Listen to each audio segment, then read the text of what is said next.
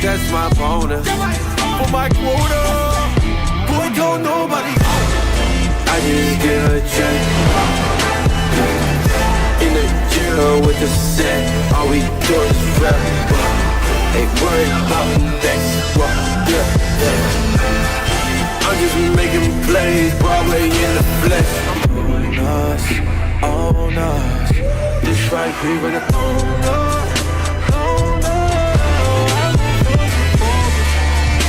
Focus, all that change your focus. I am not your token. Boy, don't nobody hold us.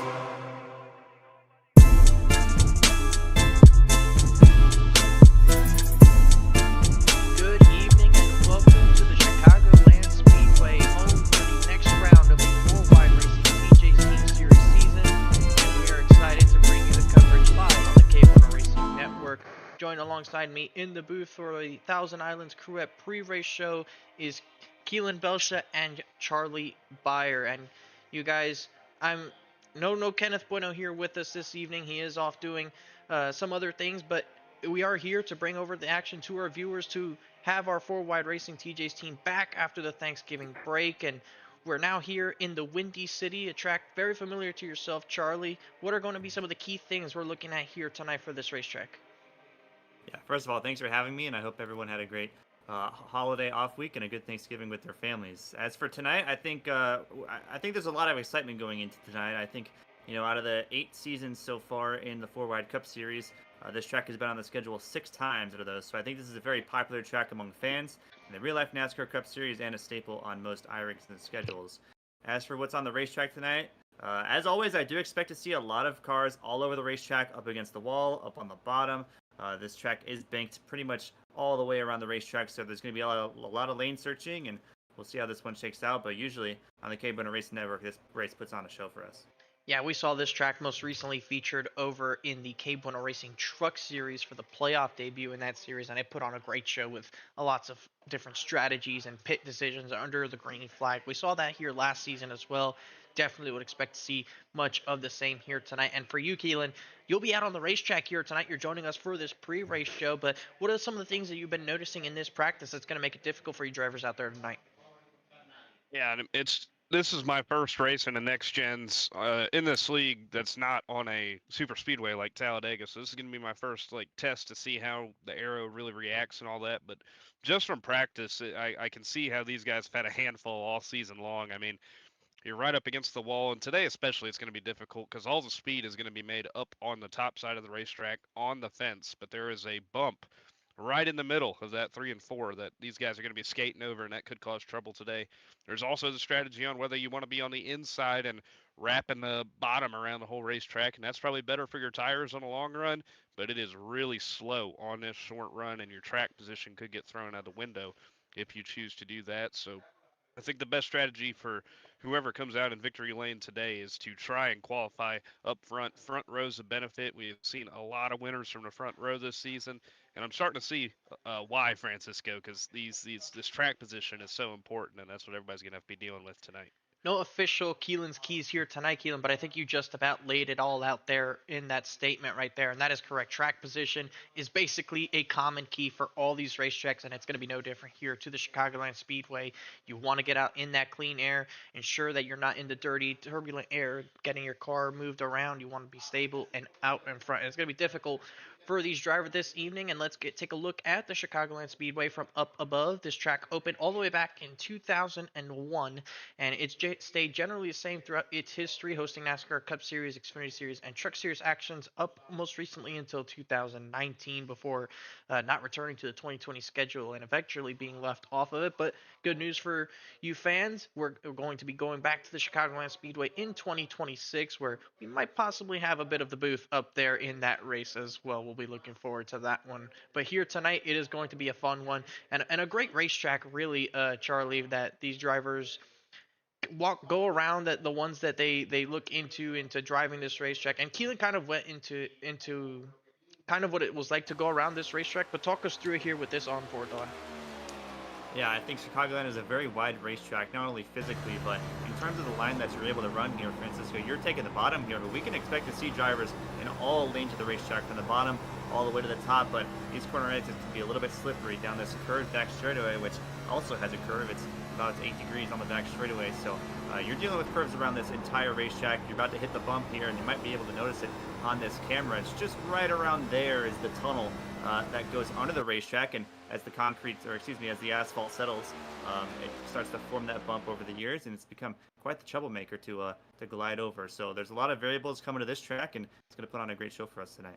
Yeah, it's going to be a little bit difficult for these drivers to navigate those bumps, especially on cold tires when the car just wants to jump out from underneath you and really want to dance and either spin out or do something different that you don't want it to do. So it's going to be really difficult to navigate them at all facets of the race, trying to carry as much speed as possible. And we'll see how that progresses throughout the night. And well, while we're here, Keelan, just we have qualifying in a couple of moments' time. So kind of take us through what the mindset for you personally, your vision for going about this race here tonight, what it's going to be for you to try and make sure you're running at the checkered flag. Yeah, I mean that's really my goal, is to be running at the checkered flag here, because I feel like there are the potential for several yellows today that can take a lot of guys out. And we've seen themes with 4 wide races this season that we open things up and we have a handful of yellow flags to open things up, and then we get a nice green flag run right in the middle before we get more cautions toward the end. And that could be something that we see tonight. I think that's something that everybody on this racetrack is prepared for. So I think goal number 1 is to go out there and run the fastest qualifying lap you can. And it's going to be interesting to see where those guys plan it, because all the lap times you're seeing pretty much at the top of the board in practice, everybody has had a bit of a sniff of draft down these straightaways and carrying a bit more speed in the corner entry. And when you're out there and qualifying by yourself, you're not going to have that. It's just going to be about hot lapping to the best of your ability. So I know for me personally, that's the goal, I guess, is just try to get the best qualifying lap I can, and try to keep as much clean air out of my nose as you can. But from rows like 4 on back, it's going to be pretty tough for everybody to make up positions. We appreciate all the effort here, Keelan, on this pre-race show. We wish you luck, as qualifying is just a couple of moments away from getting underway. So we'll let you lock in and get ready for this qualifying session, and good luck in tonight's race. I appreciate you.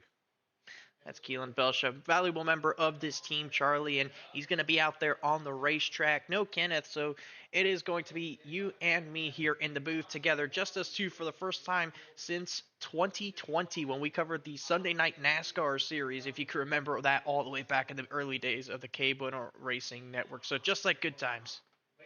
Yeah, I was just thinking about SSN, and that was kind of a series that was almost like a hidden gem. Of course, we put on some great shows over there, but I think we're going to call this broadcast booth, I think we're going to call it the flight deck, because you're the captain of the show, and I think I'm your first officer. We're both pilots, obviously, so I think that's what we're going to go with tonight. It should be fun. I guess so. We'll have to make sure we have our checklist ready and go over every procedure and make sure we stay on course before we begin our approaches later this evening. Thank you for everyone for joining us this evening, and we'll take a short break here and be ready for the other side with some racing here from Chicagoland Speedway. Don't want to miss it.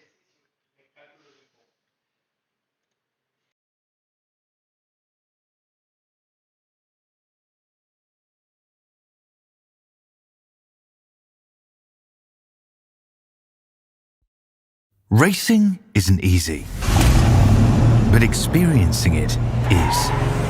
iRacing puts you in the driver's seat with the industry's leading sim racing game.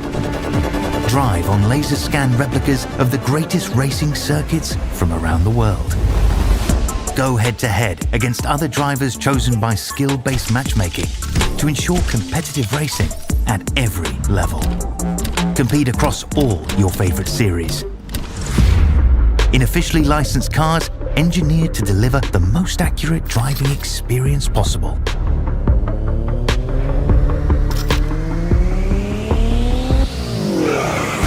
Join a race or host your own with players from across the globe. Race against the computer or in a league with friends. Feel the thrill behind the wheel. Visit iRacing.com.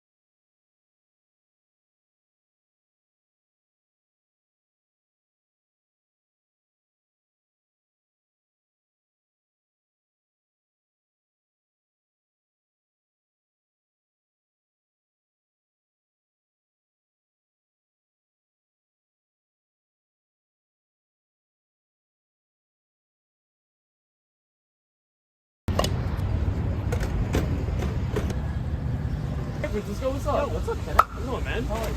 Good, how you been? What you got in the bag, man? I got a panini, I have a hoagie, I got it all through the Wall Rewards app. You can order it all through the app? You can order it all through the app. I can order it all through the app. The world is my oyster! By placing your order on the Wawa app, you can pick up at any time with ultimate satisfaction.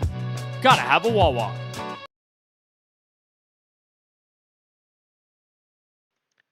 Welcome back to the other side of our break here from the Chicagoland Speedway, live on the KBueno Racing Network for 4-Wide Racing TJ's Team Series action here in season number 8. Alongside Charlie Byer in the booth, I am Francisco Bacallao. And Charlie, we talked about a little bit in the pre-race show. These drivers here tonight are going to be driving a tough racetrack, but that's not the only thing that they're going to be battling. We'll take a look at the schedule that they've had to deal with, and we've had a couple of breaks here in the action over the last couple of weeks. You see the Thanksgiving break there, most notably recently, but they also don't have another race until we get to All-Star Weekend over at the Homestead Miami Speedway in 2 weeks' time. And the next points race after tonight is going to be all the way in January 7th. So just over a month away is the next points race after tonight. So what do you think that's going to do to these drivers as far as momentum and trying to make sure that they stay in a rhythm?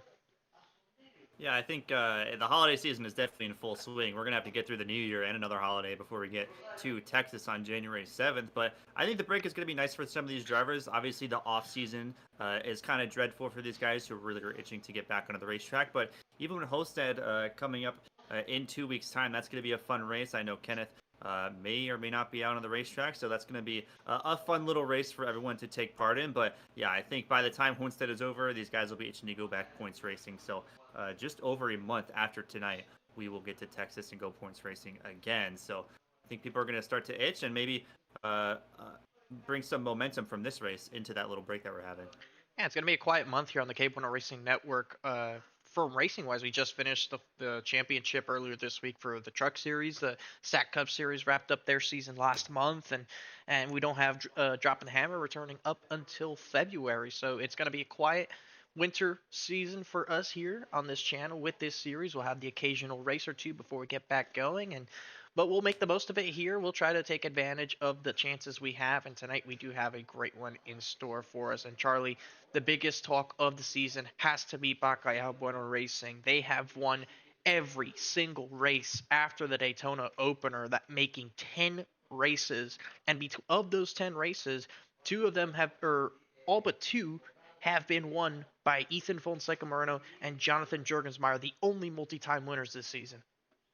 Yeah, I think it's been pure dominance from those two drivers and from just this entire BBR camp. And, well, looking back statistically, there are no current drivers on BBR that have a win at Chicagoland. Obviously, Steven Maggio was a part of the camp last year during his dominant win at Chicagoland in season number 7, but statistically, there is no BBR on here that I'm seeing. So it could either mean that BBR might have some hearts broken tonight and come up a little bit short, or they're going to write their names in history as finally breaking through tonight. So we're going to see how that comes out tonight. But Ethan Fonseca Moreno, I mean, absolutely unbelievable performances that we've been seeing from him. And it's almost like hasn't been a lot of mistakes out of him either. He's just so solid. It kind of reminds me of a different driver that we may have seen last season who had that kind of performance. But we'll see how that unfolds over the course of this season. That's Brandon Hawkin, of course, I'm talking about. And in his absence, Ethan Fonseca Moreno has been able to pick up the pieces and make a run of his own. Yeah, as soon as you said possible heartbreak, he went on to provisional pole by 1/10 and a half. So I think he might have heard you there simultaneously and said, all right, here you go. But you're right about that, Charlie. Ethan has been on a tear this season, just completely flipped the script from what his season 7 went about. He's figured out these next-gen cars. He has really adapted to this update, this build that we had since June, and really turned things around and has gotten going in the right direction. And he's won in several different disciplines. It's not like there's a certain type of track where he has only gone to victory lane. You look at his 6 wins already this season, and they've come in all different types of tracks. Richmond, Bristol, Montreal. He's won at Kentucky, Dover. There's so many good racetracks in there, Charlie, that have made Ethan what he is.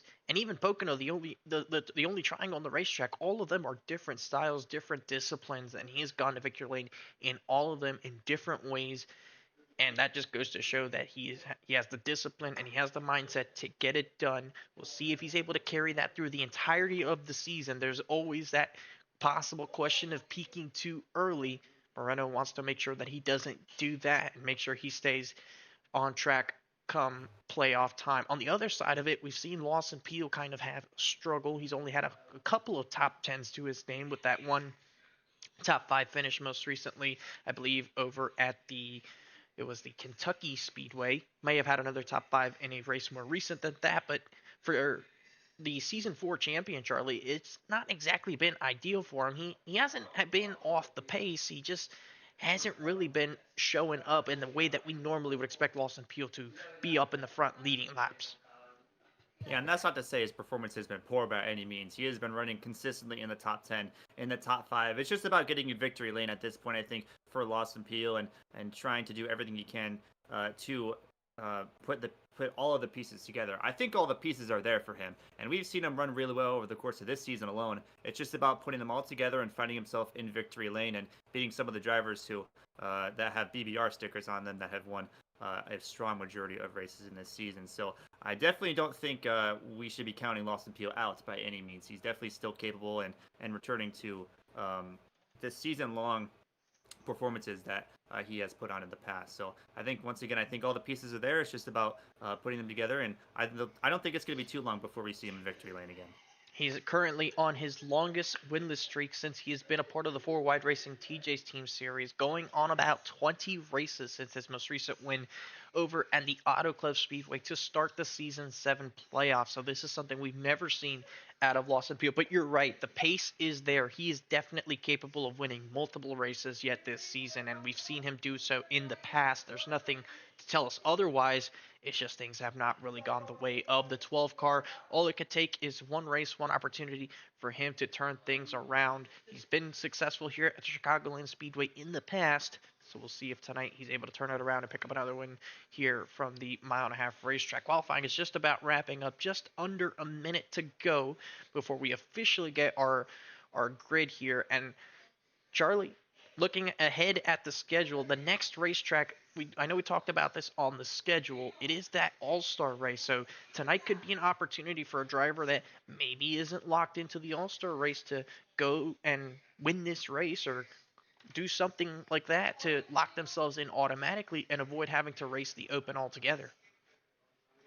Yeah, I definitely think it's a good opportunity for people to put themselves in a position to race in the All-Star race, although the qualifying boards are topped out by Ethan Fonseca Moreno with just 20 seconds to go. So I think that will be off the board for any other driver. But in terms of a race win, yeah, absolutely. 134 laps, a lot can happen at this track in this car, as we've seen in the past, not only here, but different racetracks with the next-gen cars. So there's a lot of variables that can go into it, and it could easily end up in somebody finding himself into victory lane, not having to race the Open, although it is pretty exciting, a little bit stressful too.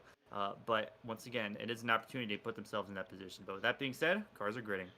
Yeah, hopefully we do see Kenneth Bueno out in that Open race. I know we were begging him to be a part of that show. It'll be fun to watch him finally participate in a 4-wide race. But like you did say, the cars are heading out to the grid. They're getting ready to set the lineup here for tonight's race from Chicagoland. And like you mentioned there, and like we saw in the qualifying session, it is going to be Ethan Fonseca Moreno taking away the pole position here with a 30.031, a blistering lap type from the San Jose, California native. He'll be rolling off alongside Blaine Snyder with another qualifying effort out of the 7 mobile to move himself into the front row here. Juan Escamilla going to be rolling off from third. Another good outing from the 87 in his sophomore year, with Amir Bascom returning for another start here. He'll roll off from the 4th spot.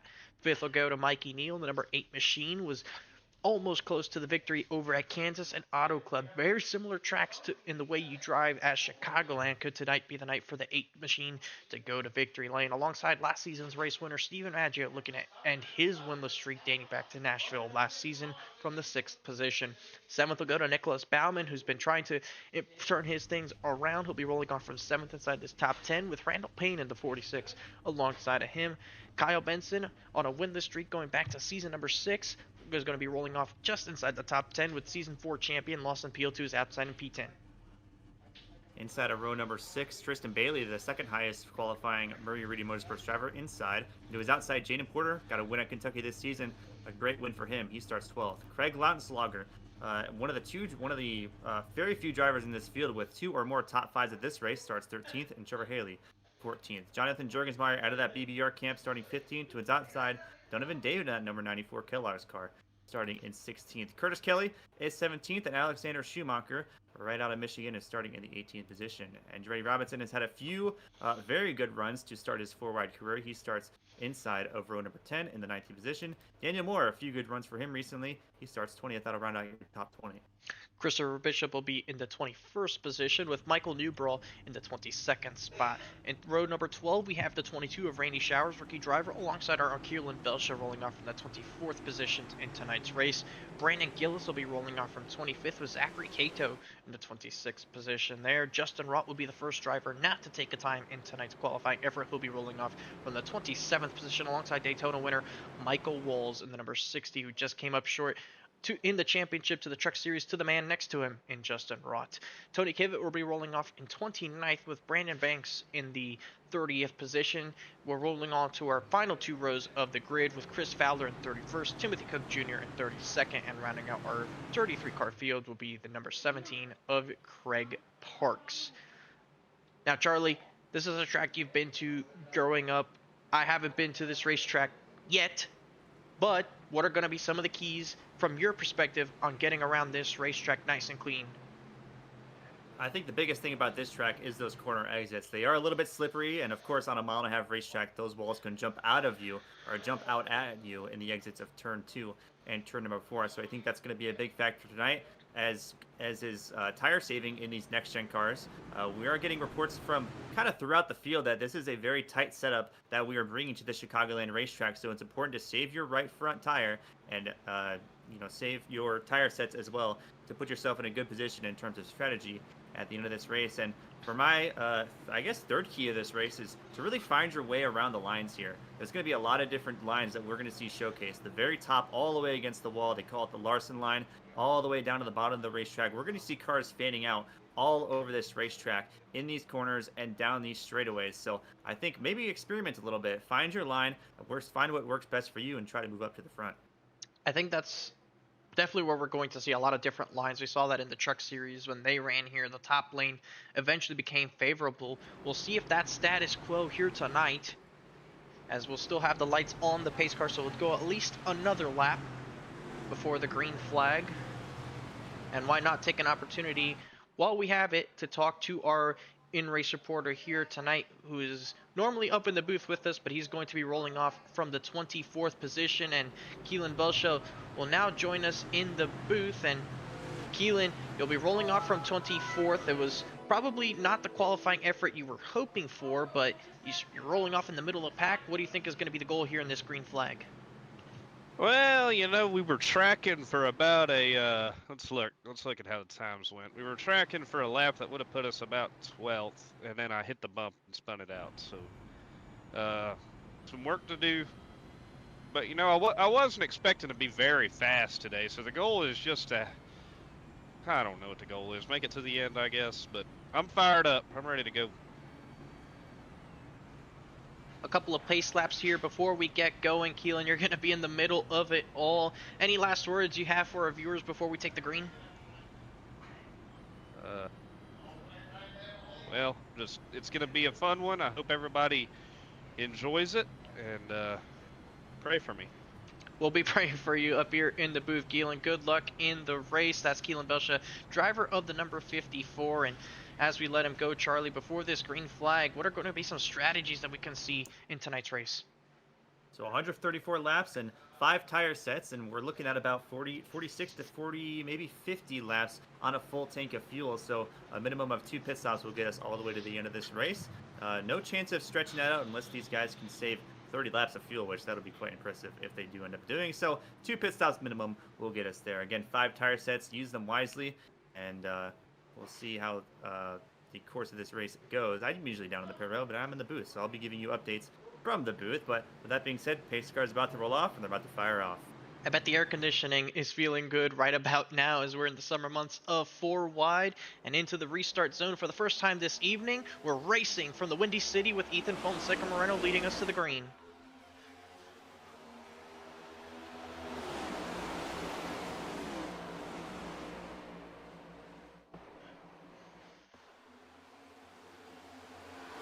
see them fanning out already 3 wide on the back straightaway. Moreno got a little bit of a moment there on the bottom, and he's going to lose out that top spot to the 7 of Blaine Snyder, who started outside of the front row. He'll come across turn 4 and to the start finish line and lead lap number 1 here from Chicago. And Amir Bascom is able to hang on to the 4th spot, and there's Steven Maggio appears to be battling for the 5th spot with Mikey Neal. And Blaine Snyder is a driver who has joined us only a few races into this season, but he's had a couple good runs here, proving his speed all the way up to this point in this series. So he's got strong hands behind that steering wheel, and he's making a statement by taking the race lead early. Here comes Jaden Porter almost around. And he's going to go sideways in front of the field. Randall Payne hard into the outside wall as a big crash ensues in turn 4. Keelan Belsha, Alexander Schumacher, and late in there gets Zach Cato and the 76 of Tony Kivick get a piece of it. And early on, Charlie, there's the chaos that we were talking about in turn 4 that everybody had been mentioning, and it strikes here at the end of lap number 2. Yeah, that's a big incident to get turned like that up into the turn 4 outside barrier. We're going to get a replay of that very shortly, but it started with Jaden Porter, not what these drivers wanted to see, including Randall Payne and Keelan Belshaw, our very own, who was collecting that as well. Keelan Belshaw got a piece of it. Unfortunate for him, as he was very excited, but luckily for him, the car doesn't appear to have too much damage. Here's the onboard look from Jaden Porter, and he downshifts down to 4th gear, and I think as soon as he did that, the car steps away from him. He tries saving it, and luckily he's one of those that's kind of able to come away clean. There you see contact as the 42 of Christopher Bishop cuts down on him after getting by the main accident sequence, but further behind, more trouble ensued as more drivers were trying to avoid the incident. Got a look here from Zachary Cato's onboard appearance. There you see the wreck unfolding up ahead. More cars pile into it, and there's Keelan Belsha, just barely gets into the right rear. Yeah, he's collected in that. Same with Alexander Schumacher out of that turn number 4 outside barrier. So it's just a kind of an avoidance situation. Cars trying to occupy the same space, getting around Jaden Porter, and that's a tough break for Keelan Belsha, who we're going to see nowhere to go, including Alexander Schumacher as well. That's just a tough racing scene there, and Daniel Moore got a piece of that as well. And we'll get the onboard look shortly here from that number 46, who took the hardest impact to the outside wall. He's going to be out of this race most likely, is the 46 of Randall Payne. A vicious crash for the Toyota. And here it is. There's the contact. There's Porter going around. He tries to step on the brakes, gets hit from behind, hard into the outside wall. And I'm surprised that you didn't immediately hear the engine go poof there, Charlie. Yeah, I mean, it's amazing that engine is still alive and he's able to bring it at least to pit road. It's certainly a lot of damage to repair in his car. He's going to be there for a while pending required repairs. But Alexander Schumacher and Tony Kivick, who got a piece of that, still out there, and Keelan Belsha, probably the most damage out of that race. I'd be surprised if the engine was still running. That's a big damage on his front end, but he's in here in the waiting booth, and we're going to go ahead and bring him in. Keelan? Well, that was we quick. just talked to you before the green flag, and it was about 1.75 laps, as you say, and now you're back on pit road. Just talk to us what happened there and how you're feeling. Yeah, you know, I was ripping there for a second, guys. I ain't gonna lie. I got up there to the top and I gained 1 spot. There you see, I ain't even in it. Here, I'll get in it for you. There we go. I'm not really sure. I was just kind of running up on the top. I went to the top for the first time in the race to see what was happening up there, and then I see Jaden spinning out my windshield, and then here comes Randy Payne sliding up the racetrack. He got turned by somebody, and that killed the race car. So I'm done for the day. That's unfortunate, Keelan. I know you were really looking forward to this race and having this opportunity, but hopefully we do see you out at the All-Star race or sometime in the near future to make up for this one. We hope that you can join us here in the booth for the rest of this one, because we still have a long night to go. It's going to be Blaine Snyder, Juan Escamilla leading us on the front row of this restart. A great launch there for Blaine Snyder to lead us back to green, and it's going to be the 27 of Amir Bascom battling the 87 of Juan Escamilla for the second spot.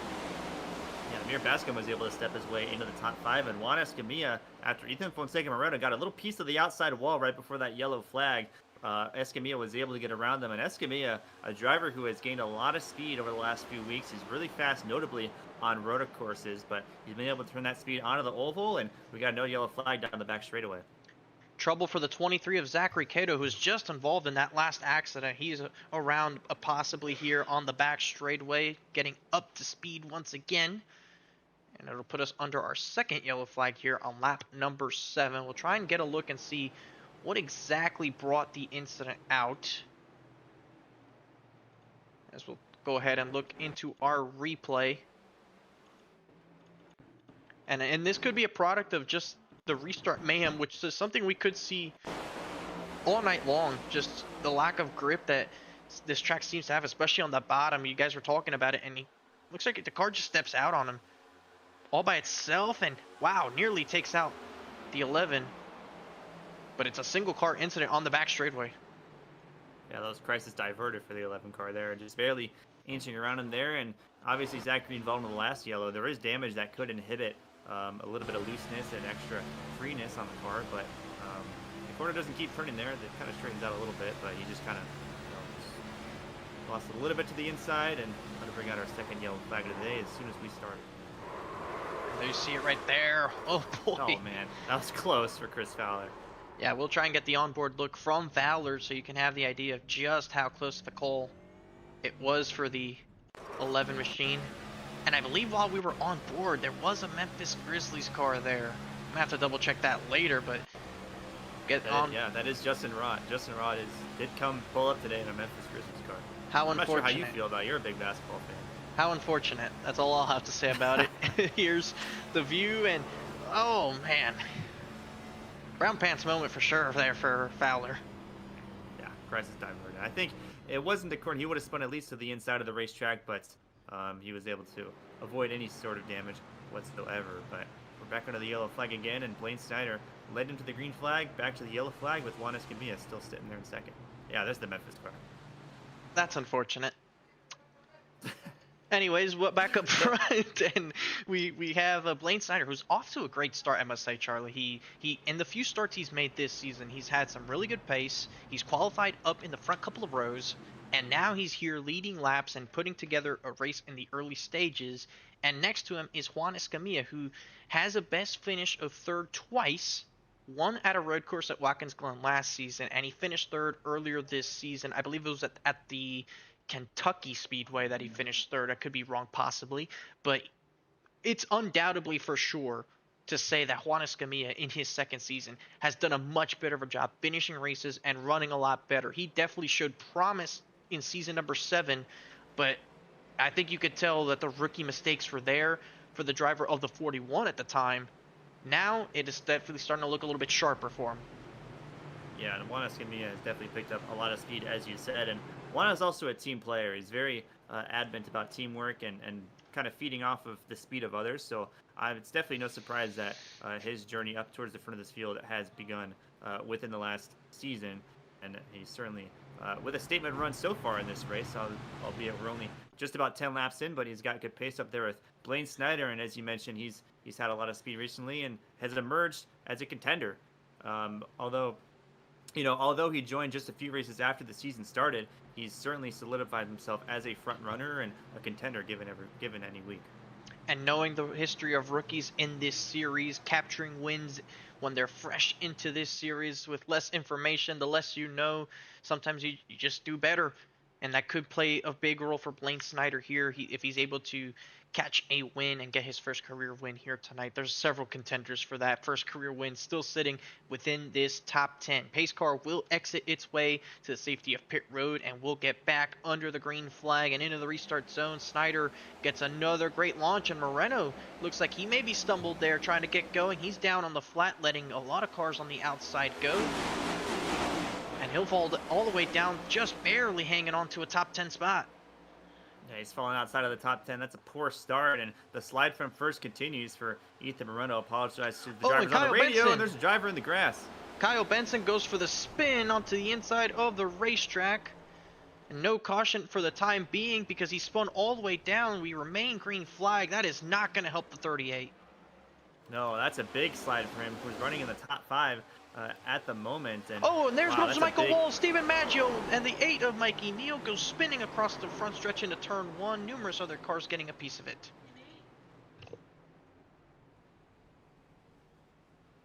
A big crash here in turn number 1 involving several drivers. We saw some almost 4-wide action going down into turn number 1, and immediately you can tell that it was not gonna end well. So let's unpack a couple of things here first.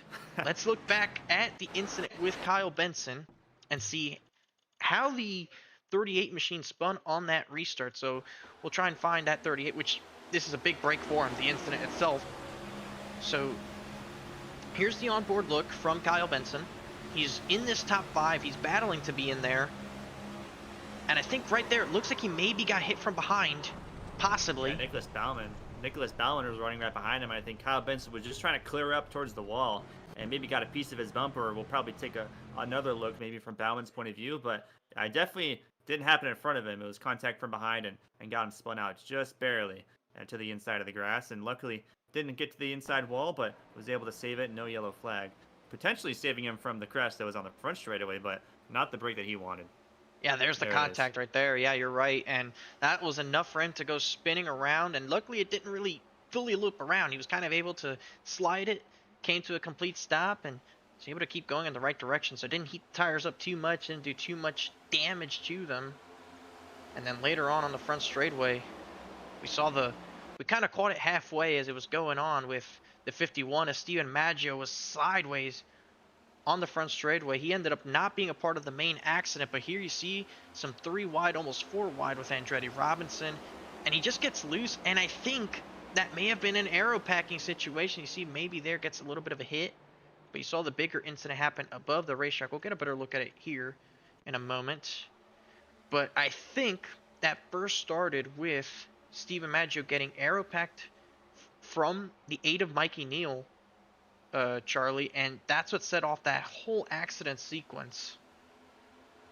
Yeah, and there's also can't rule out how loose, the angle that you're passing the start-finish line on the apron and getting up onto the racetrack.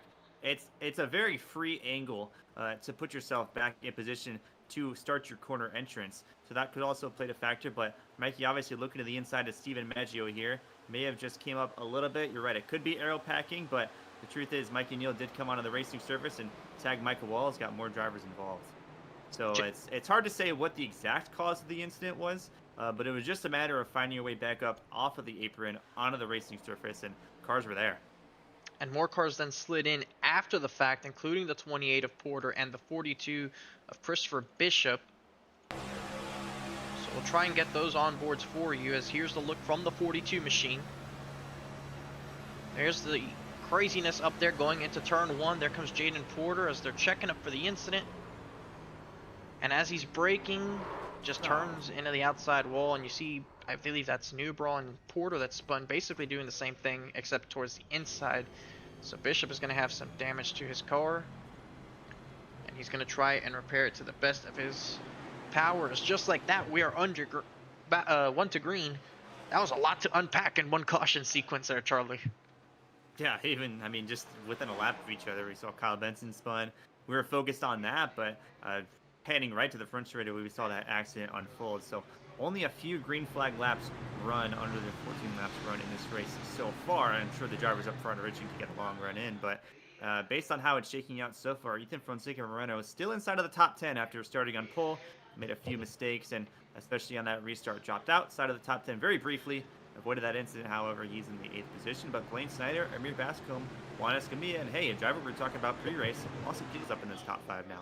He's crept into the top 5, has that 12 car, and Moreno lucky to miss that incident after that poor restart that he had to get back into the thick of things.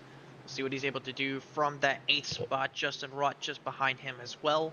The pace car will head to pit road, and we'll be back under the green flag. We'll see if we can get going this time. As a great launch there for Blaine Snyder is going to help him clear out front. Juan Escamilla to clear for second. He's going to have a teammate in Nicholas Baumann behind him, possibly move up into third. Peel peeks to the middle, and he's going to dive it down to the bottom now to try and clear for that spot. The 24 of Tristan Bailey just behind, and Trevor Haley rolling the outside of the Cartnarks machine. Oh, and spinner Zachary Cato. Caution flag once again. And Timothy Cook gets a piece of it this time. So more trouble here ensuing on lap 15, and Charlie, it has just not been green flag action here from Chicago. We've seen Barney the flagman get a great workout here tonight. Yeah, his shoulder's probably sore at this point. We're only 16 laps in, but I'm interested to know if this was another incident where cars may have gotten free off of the corner. We're going to take a look here shortly. It looks like Timothy Cook was the main driver involved in this accident. We'll see how it is. And obviously restarts, you're pushing through the corner as fast as you can. You're trying to get a good run off the exit. Maybe just spinning the tires a little bit too much is what caused that number 19 to just have the back end slip around and finish it off with a spin down the back straightaway. And we see the 23 there all the way by the inside wall. He just passed. I wonder if he had a bit of a spin of his own. Perhaps he did. And the Air Force number 23 car was involved in the second yellow flag of this race with a spin off at turn number 2, and could be just the same sort of situation here. And no, this time it does look like he gets some. Yeah, he has some help there this time from the number 9 of Brandon Gillis, and tags the inside wall, so he will have to get some damage repair, but very minimal, I must say, for the impact, at least what it looked like there for the 23. But overall, not that much of an aggressive impact here towards the inside walls or with other race cars like we've seen in a couple of the other incidents we've already had here tonight. But these leaders, at least the race leader, probably won't mind this too much. They get to stretch that fuel tank out a little bit, edge a couple more laps, and really start to make the strategy a little bit more interesting in the later portion. Obviously, you don't want to lose track position, right? So with all these caution laps, you can probably say that they're safe to go another probably 35 laps if we're being truthful with the amount of fuel saving you can do under these yellow flags, especially with how many we've had. So with tires not really ever getting up to temperature or pressure, it's probably a good idea. Stay out, keep the track position, don't get yourself in that Hornets mess, and you get to lead laps as a bonus. Yeah, I think so. It's always good to kind of pad your stats a little bit under the yellow flag, and I'm sure Blaine Snyder is perfectly happy sitting in first place. So, but as for the drivers right behind him, Nicholas Baumann is actually able to move into the top 3 position, and Lawson Peel at the edge of the top 5. So, although we haven't run a lot of green flags in this race, this top 5 expectedly has stayed pretty much the same in terms of drivers moving up and down the field. But Justin Ross started 27th, absolutely the biggest mover in this race, 27th to 9th. In that Memphis Grizzlies car. And Francisco, I do have to ask, I'm not a basketball fan myself. I know you are a Golden State Warriors fan. What is the beef between you and the Memphis Grizzlies? Best way I can say it is they're not them. They're not them. We whooped that trick. I'll put it that way. 2022 playoffs, we still own that over them. I don't delve too much into it. They're not my most disliked team. I'll put it that way. They're not my biggest rivalry, but I certainly don't necessarily like the franchise. As they're certainly one of our bigger rivals, but is it really a rivalry when you own it? I didn't think so. So that really goes to show how it is. But a lot of sports kind of liveries have popped up over the course of the season. We saw Mikey Neal in a Carolina Hurricanes car. I'm not sure how I feel about that one as a hockey fan myself, but CJ Munier coming in with a New Jersey Devils car as well. So it's always kind of interesting to see what kind of sports teams people are repping. And Michael Walls was able to run an LSU Tigers car after the recent hiring of Lane Kiffin as their head coach in the KBueno Truck Series. But with that being said, pace cars off. These cars are about to fire up again. It is absolutely heaven for those in Baton Rouge, a part of the LSU school, as they celebrate getting a great head coach. As Ole Miss, a fan of Lawson Peel, Ole Miss enjoys that program. He's trying to move up into 3rd. We'll see if he's able to power that kind of energy of losing an all-time head coach into a great run here. He has a great run to the inside of Nicholas Baumann to possibly challenge for the 2nd spot here. So it's been a great restart for Lawson Peel, who rolled off the line in 5th. And he might clear up to second here off of turn 4. Bauman remains the momentum. You see Bascom try to dive it down to the bottom. They're staggered 3 wide as Escamilla tries to hold the bottom. Fanning out 3 wide as Lawson Peel is able to get out into the second place. That's second place. 5th to 2nd for Lawson Peel. What a great restart for him as Juan Escamilla is still trying to hang on to those positions. Nicholas Bauman, a driver who, along with Juan Escamilla, has picked up a lot of speed over the last few weeks and solidifying himself as kind of a guaranteed top 5, top 10 driver in this field. He's definitely making his statement in top 5 right now. They're still 3 right down the front straightaway. How about Jonathan Jurgensmeyer battling Stephen Maggi involved in the 3rd yellow flag after the crash on the front straightaway. Bauman may have touched the wall. He's back all the way to 5th. Oh, and Moreno tries to get by on the outside and nearly makes contact with him. Has to leave him the space here as Moreno's trying to make the comeback charge to the top 5 after that one bad restart he had a couple laps ago. Look at Stephen Maggio going all the way up to the outside wall, to the upper lane. Shades of Kyle Larson and Tyler Reddick to try and get that momentum and clear this battle. But Nicholas Bauman, he had a moment there, it appears, back in turn number 2 of the previous lap, entering turn 1, and that puts him down multiple positions, down to 6th. He's got his teammate Trevor Haley behind him, and Lawson Peel solidly in 2nd, but Amir Bascom is not going to let him just have it. Yeah, Lawson's trying to run away and at least kind of maybe settle into a run, but also he wants to chase down the leader and take advantage of that clean air. Ethan Fonseca Moreno, who had a bit of a drop back over the yellow flags that kind of affected the start of this race. He's actually comfortably in 3rd now, just passing Amir Bascom for that position. But just behind him, these cars are duking it out. Stephen Maggio, the statistical best driver here at Chicagoland Speedway, holds the league record in 5 races here for the most laps led, 108, and led 81% en route to his dominant victory here last season. So he's a strong driver and a big fan of Kyle Larson. I wouldn't be surprised if he takes the page out of his book and runs that top line. So good run for him so far. Early days looking good for the 51. And speaking of shades of Kyle Larson, a dominant Homestead Miami Speedway win earlier this week, which ought to help the momentum for Stephen Maggio. It's been a struggle for him to complete these races, to get the psychology in check. And having that good win at Homestead Miami Speedway, which is a tire wear racetrack, a track with a lot of lack of grip. If he's able to translate that to a successful run here tonight, you can definitely credit that race with us assistance as Amir Bascom gets by the 12th of Lawson Peel and moves up to the 2nd place spot. And look at the race leader, Charlie. He is running that upper lane and he is pulling away from those drivers behind them. Nearly 0.6 of a second separate your leader from 2nd. Yeah, I think being able to run that top line and finding your way around this racetrack especially, but really any other racetrack, is going to be able to separate you from a lot of these drivers. Caution flag is out again on lap number 25. And once again, it's Timothy Cook. Yeah, getting trouble on the back straightaway, same spot as his previous incident, and he's got some left front damage. He ended up facing backwards up against the wall.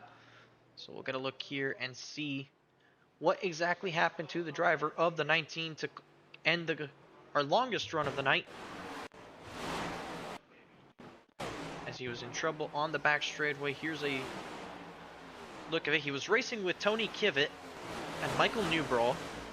He tries to go around the outside possibly of Tony Kivet, and I think both their cars possibly stepped out at the same time, and Michael Newbraw has nowhere to go as Kivet was in the grass. Yeah, I think we talked pre-race about corner exits and kind of tiptoeing your way out of these corners. It is a bit slippery in these cars and these thin tire walls, so it's definitely easy for that back end to kind of step around a little bit. And I think a majority of the kind of spins and yellow flags so far this race have happened off a corner exit or at least on the back straightaway. So it does get pretty tight, just barely gets around, and Tony Kivet kind of in the same boat. I think they might have been fine if there was no contact there, but both of them just kind of had the same situation, came together, and yellow flag is out. But with that being said, a lot of cars coming down pit road, including Nicholas Bauman. So split split strategies here as Moreno actually stays out. Numerous drivers have stayed out. It appears as though the top 13 elect to stay out under this caution. Nicholas Bauman on pit road there. We'll see if he's the first off. We'll see if anybody takes 2 tires. It appears as though a couple of drivers may be taking 2 here, including Jurgensmeyer, Tristan Bailey. So it looks like a couple of drivers here will pit, and it actually will be 4 tires for a lot of these drivers that did make it down into lane. Yeah, and I think this is potentially setting yourself up for one more stop to the end of this race. We did discuss pre-race that the fuel run is about 46 to 50 laps. Obviously, that is enhanced a lot in terms of fuel saving when it comes to the yellow flags that we've had so far in this race. So I think these drivers are setting themselves up, splitting themselves up from the drivers who were staying out, and they're going to pit at least, or excuse me, one more time. I believe that's the goal for the end of this race. So we're about 100 laps, just a little bit more than that to the end of this race. So I think the split strategy is definitely going to be viable, and based on the yellow flags we've had so far, it can only enhance that for them. So I think they're putting themselves, they're already thinking about how, what position they're going to be towards the end of this race by coming down pit road and putting off and doing the pitting now and then setting yourself up for one stop to get you to the end of this race. So we're going to see how these drivers fare out on these fresh tires, although I don't believe we've run too many green flag laps for it to make too much of a difference. We'll see how the tires fare, but I think you're right about that, Charlie, about that strategy call. Obviously, if it goes green, it's a stretch. It's probably pretty difficult with how much wide open throttle you're running. And the setup here for this specific racetrack compared to most tracks, it's really high RPMs. Without draft, you are nearly hitting the chip at the end of the straightaways here at Chicagoland, so you're not really saving a whole lot of fuel compared to other mile and a halves. But if we keep getting cautions like we've seen for most of the evening, it certainly opens up that strategy of just having to pit one more time in this race, whilst these leaders will still have to pit twice. So they will favor from track position and not being in dirty air, not being in the chaos. But if those drivers that pitted, at least the front bunch of that group, can survive just long enough, they could be in a potential catbird seat in the second half of this race. Still over 100 laps to go to determine it all. And we'll have another restart with Blaine Snyder and Amir Bascom on the front row. Moreno back up into that second row. He'll be behind the race leader here as we enter the Geico restart zone. And there you see the shoving there as a great launch for Moreno. He gets into the back bumper of Blaine Snyder. Gets a great restart to move up into third. Looks like Steven Maggio struggled in that whole sequence as he'll drop down to the 7th spot. Moreno on the outside trying to clear into the 3rd spot. Mountain challenge to teammate Amir Bascom. Juan Escamilla is able to come away into the 5th position as Justin Rott to the inside, possibly for 7th on the 51 of Steven Maggio. Yeah, this is Justin Rott from 27th position, very deep in the field, is now creeping himself further and further into this top 10. And great run for him. Obviously didn't post a qualifying lap, but I bet if he did, he would be a driver who qualified up to the front of this field. But since he did not, he's got a lot of ground to make up, and he's certainly done so in that Memphis Grizzlies number 07. Ethan Fonseca Moreno is able to climb back into the 3rd position. Yellow flag is out again on lap number 30. And the 22 of Randy Showers spinning on the back straightaway. Calamity section of the racetrack this evening is the backstretch off of turn number 2, and it strikes another one with the number 22 around here this time. We'll get a replay here to see exactly what went on to bring the trouble over to the 22 machine. I don't think this was necessarily a kind of back-end slipping around issue. I think we've seen it a couple times actually where drivers were trying to clear up off of the corner and just kind of finding themselves in the same space as another driver. Randall Payne trying to get up, and Jonathan Jurgensmeyer is there with Alexander Schumacher right behind him. So just a matter of trying to not lose your momentum down the back straightaway, getting up to the top line, but that's going to cause another yellow flag on lap number 30. And also the reason we saw Kyle Benson, he found himself in the same scenario, trying to get up to the wall and finding some contact with another driver and spinning down the back straightaway. Here's the onboard look from Jurgensmeyer, and as some of the drivers would say, car up top, not clear. In this case, Jurgensmeyer, there you see it right there, was well up to the outside of the 22, but the 22 keeps going up the racetrack, makes the contact, and around goes Randy Showers to bring out what is our 6th yellow flag of the evening, and Jurgensmeyer will bring it onto pit road along with some other drivers who didn't pit on the last caution that are making their way into the lane. You see Justin Rott, Steven Maggio, Juan Escamilla, who appears to have a little bit of front end damage, possibly from that restart. Jurg's left side has damage to it as well. Numerous drivers further in the back. So possibly jumping ships onto this strategy, plus any kind of damage repairs, are what into play for those drivers that pitted under this strategy. But like you said, Kyle Benson, he pitted a little bit earlier. but he's not quite fully committed to this strategy. He's somewhere in the middle alongside with Andretti Robinson. The caution laps will help, but there's just so many more laps that they ran since their last stops. Michael Walls and Tristan Bailey appear to be some of the only ones that pitted on that last caution that have not pitted under this yellow. You can include Jaden Porter, Alexander Schumacher, and numerous other vehicles within this top 20. But up front, it continues to be Blaine Snyder. And we'll see with these caution flags if we'll have an opportunity to talk with Blaine Snyder and get his perspective on what it is to manage these restarts and manage the race from this situation where you're having to stop, go. So we'll see if we can get a word in with the number 7 machine as he tries to work his way up into the position up in the front. And now we're caught up here with Blaine Snyder. And Blaine, I know that there's been a lot of cautions and it's definitely not really allowed you to get into your momentum. So what has been the key for you to try and work these restarts and continuously get these good launches to keep the drivers at bay? I think it's all about timing. Just timing when I go. If I wait too long, then there was once where Juan was able to get a run on me. So just got to pay attention to what everybody behind me is doing and try to get the best restart I can. And quickly before we go back under green, what is it about that high side that seems to be working for you? Because as soon as the race goes green, you jump up there and you're finding some grip. Honestly, it just feels a little bit more stable. Bottom and 1 and 2's pretty loose. So try to get the best run I can off of 2, and I feel like running the bottom just kind of kills it. So. Well, we appreciate the time, Blaine. We'll wish you luck on this restart. Awesome. Thank you, man. That's Blaine Snyder, race leader in the number 7 machine for Dark Horse Motorsports, looking to try and continue his strong run, his strong start to this race as we're completing lap number 33, approaching lap number 34. And we're going to get onto the green flag. Another front row consisting of the 27 and 7 and another good launch for the 7. Bascom does a decent job of keeping up for second. Lawson Peel gets a great launch on the outside to try and compete for that spot. He'll be side by side with Moreno for third. And so you see further back, 3 wide. Michael Walls in the middle, and around goes the 94 in front of the pack. And there's the 24 sliding in front of Porter. As they spin off the racetrack, Porter comes back up. The 24 gets hit by another driver, and that'll bring out the caution again. That's another yellow flag. As soon as it started, and just another corner exit issue, and we'll see how it unfolded here. But a lot of drivers just trying to get the jump, and it's causing some of them to spin out. And we heard Blaine there on that interview. He was saying that bottom, it is slick, and this could be a byproduct of exactly that. We see Andretti Robinson not get a great restart. Michael Walls peaks to the middle to turn 1, and just as he goes middle right there, I think the 94 gets a little bit of aero packed by the 24.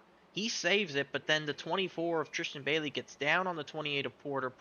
He respins again in front of Zachary Cato. It has not been a race to remember for Zachary Cato or Jaden Porter, who quasi-spun, got a little bit of damage, but not nearly as bad as those other two. We'll try and get the onboard view from those machines as they were involved in these incidents. But most of these incidents, Charlie, have, for the most part, been exactly the same. Yeah, I think turn 2 definitely has a little bit of a monster under the pavement there. That's kind of kicking these tires, or kicking these rear ends of these cars around, and from this view. And Jaden Porter, an unfortunate bystander to 2 of these incidents so far to open this Chicagoland race. But yeah, it just takes a little bit of a back end swing around to really get your car out of shape, and especially in these next gen cars, it is emphasized a lot. And just the combination of that and this racetrack has made turn 2 kind of a monster for these drivers. And drivers in the voice chat are complaining and saying not the flat-footed at this point, take it really easy and just kind of tiptoe their way around in order to kind of settle into a green flag run. But Jaden Porter, a little bit of damage, he's down the pit road, and Zachary Cato, that's not a race he wants to remember. And Charlie, it's been a hot topic within the league this season has been the increase in the number of yellow flags overall. When you look at a race by race analysis of how the racing has been, and generally speaking with the next gen car, that has been true across the iRacing service, given the fact that this car, at least at certain racetracks more than others, has that aero sensitivity to it. So on restarts, especially with cold tires, if you have them on as well, it just makes it that more difficult to keep the car straight. And whilst they did improve it in the September build only slightly, it's still very powerful in certain situations. You remember back to Nashville Super Speedway, that was a pretty prevalent track. We didn't see it as much as Dover with the dirtier air kind of prevailing in that instance and separating them before any of that can happen. But truthfully, that is a real problem that these drivers are facing. It's not just in this league, but Tyler Murray and league admins have tried their best to take measures to get drivers to think about the kind of moves that they're trying to make and what situations with the claim an incident procedure that they implemented multiple races ago, the penalty system, which is why certain drivers have had some extreme penalties, including the parking of Gabriel Dehari, the suspension that Eric Schaefer is currently under, that he does not return until after the All-Star race and will be on a permanent probation in this series after the incident over at Pocono. But it's things like that, Charlie, the measures that the league has taken to try and improve these things. But at some point, sometimes it's just that difficult to drive the car normally. Yeah, and I think the measures that they're taking is by no means a representation of how this race is going right now. Despite the yellows that we've been having, I just think it's sort of a systemic issue with this next-gen car, its snappiness, and how difficult these drivers are finding it to drive, especially at a track like Chicagoland, where you do have to tiptoe your way around a little bit. So, these yellow flags are a part of these cars, but I do think the league is going in a great direction with their kind of incident point system or their incident claiming system that's been able to mitigate some of that. So the yellow flag so far are by no means a part of that, but the green flag is about to come out. Another great launch for your leader. And to kind of wrap up what you were talking about there, a good possible reason why I could be seeing it a lot here at Chicagoland is the fact that this is still an old scan of the racetrack. It is not up to date. It's not even up to date to its most recent NASCAR racing standards. So hopefully with the revival of the racetrack up until next year, we could see a refresh of the racetrack that allows us to get better racing than what we have seen, at least up until this point. And speaking of getting better up until this point, Moreno, after the earlier struggle, has moved his way nicely up into second on this restart, trying to chase down the race leader, Lawson Peel, having to battle away for the third spot. As you see Moreno kind of diamonding the corner, nearly gets in front of the 12, and Amir Bascombe slams the outside walls. He tries to get around Lawson Peel off of turn number 2. And that's going to invite Trevor Haley to fight the 12 car. And this is what the 7 car was talking about. That outside just has so much more grip. Yeah, how about Trevor Haley as well? I think Dark Horse Motorsports as a whole has become a big, formidable power of strength in this series so far. They've got a lot of drivers who are running inside of the top 10 and improving week by week. And it's hard to improve when we're under another yellow flag. But Trevor Haley is inside of the top 5 now. A good run for him. And trouble for Chris Fowler going into turn 1. You see the gray smoke there. That's going to be race-ending damage for the number 11 Chris Fowler machine as he'll try to limp it back to pit road. We'll try and get a look and see what happened to the driver that was running just outside the top 20. This incident was involving Jaden Porter, and a driver who has found himself in now 3 incidents, unfortunately, in that Amazon Prime number 28 car, and this is an incident that happened down the front stretch, Francisco. And looks like he just possibly just drifts up a little bit more than perhaps he wanted to, and avoidably gets into the 11 machine and sends Fowler spinning, and unfortunately will end the 11's race. And that will put us under yet another yellow flag. We'll take a quick second look at it from the perspective of Porter, and I think this kind of ties back to what we were talking about under the previous yellow flag, Charlie. It's incidents like these ones that the league are looking to kind of do away with. You see it's a little bit of a lazy upward drift there by Porter. Probably didn't expect the 11 to stay as far down as he did, but at the same time, Porter did drift up just a tad bit, and it was enough to make that contact and spin him out. Jaden Porter, unfortunately, kind of on a stark difference between the other Amazon Prime Thursday Night Football car, Ethan Fonseca Moreno, running inside of the top 3 right now. Jaden Porter has found himself in 3 incidents so far, so kind of an unlucky day for him and kind of an unlucky season as a whole. And despite the Kentucky win that he was able to pick up in honor of his late dad, He's kind of had a bit of a struggle over the course of this season, not being able to finish where he wants, and unfortunately getting caught up in these incidents. It's been a tale of inconsistency for Jaden Porter this season, and in the races that he hasn't had these fair share of issues, he's usually been up there in a podium spot battling amongst the front of the field. On others, he's had some connection issues or just been in the wrong place at the wrong time. You think about Indianapolis, he had a top 5, top 10 car going in that race, but connection issues took him out of that one and ended up finishing in the 20s, even though he was able to reconnect. Had that Nashville win, as you previously mentioned, finished in the top 5 over at Kentucky. But we'll see if Porter, despite the early troubles, who hasn't picked up significant damage in this race, is able to overcome these obstacles that have been placed in his path and created. And at least up until now, only 2 drivers all race long have yet to bring it down pit road, and they currently sit first and second. Blaine Snyder and Ethan Fonseca Moreno have gone the 42 laps of this race without a pit stop. There's been plenty of caution flags to allow them to get to this point, Charlie, so that while the fuel window we mentioned earlier was somewhere in the 45 to 50 lap range, they probably still have a solid 15 to 20 laps of fuel left in the car with how much they were able to save. And seeing as how the race has progressed, there's the possibility, a very, very, very small possibility, where they're trying to hope enough caution flags continue to wave that they can make a pit stop somewhere in the lap 65 to 70 range to try and continue, if this race continues in that format, to possibly try the stretch of a lifetime of a one stop. But that would require the race continuing this sort of style.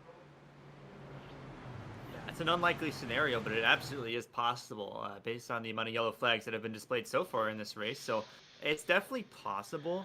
But I think we've run enough green flag wraps so far for the drivers who have stayed out under the yellow flags and are on their original set of tires, tire difference will still make a difference, including Alexander Schumacher, who pit under one of the early yellow flags for Ford set of tires, and look where he is. He's inside of the top 4 with a potential tire advantage. So I do think we've run enough laps for it to play a factor, especially with the mixed bag of cars that we're seeing throughout the top 15 right now. A very stark difference from the starting order of this race, including Michael Walls all the way from 28th. So it's definitely a mixed bag of strategies at this point right now, but we've run enough yellow flags where it would make a difference.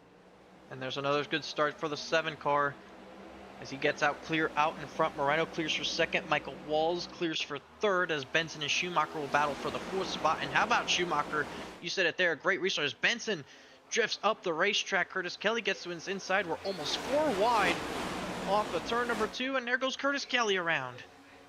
And he's there through the inside grass. Is he going to save it? Keeps it straight, avoid the inside wall, avoids another yellow flag down the back straightaway.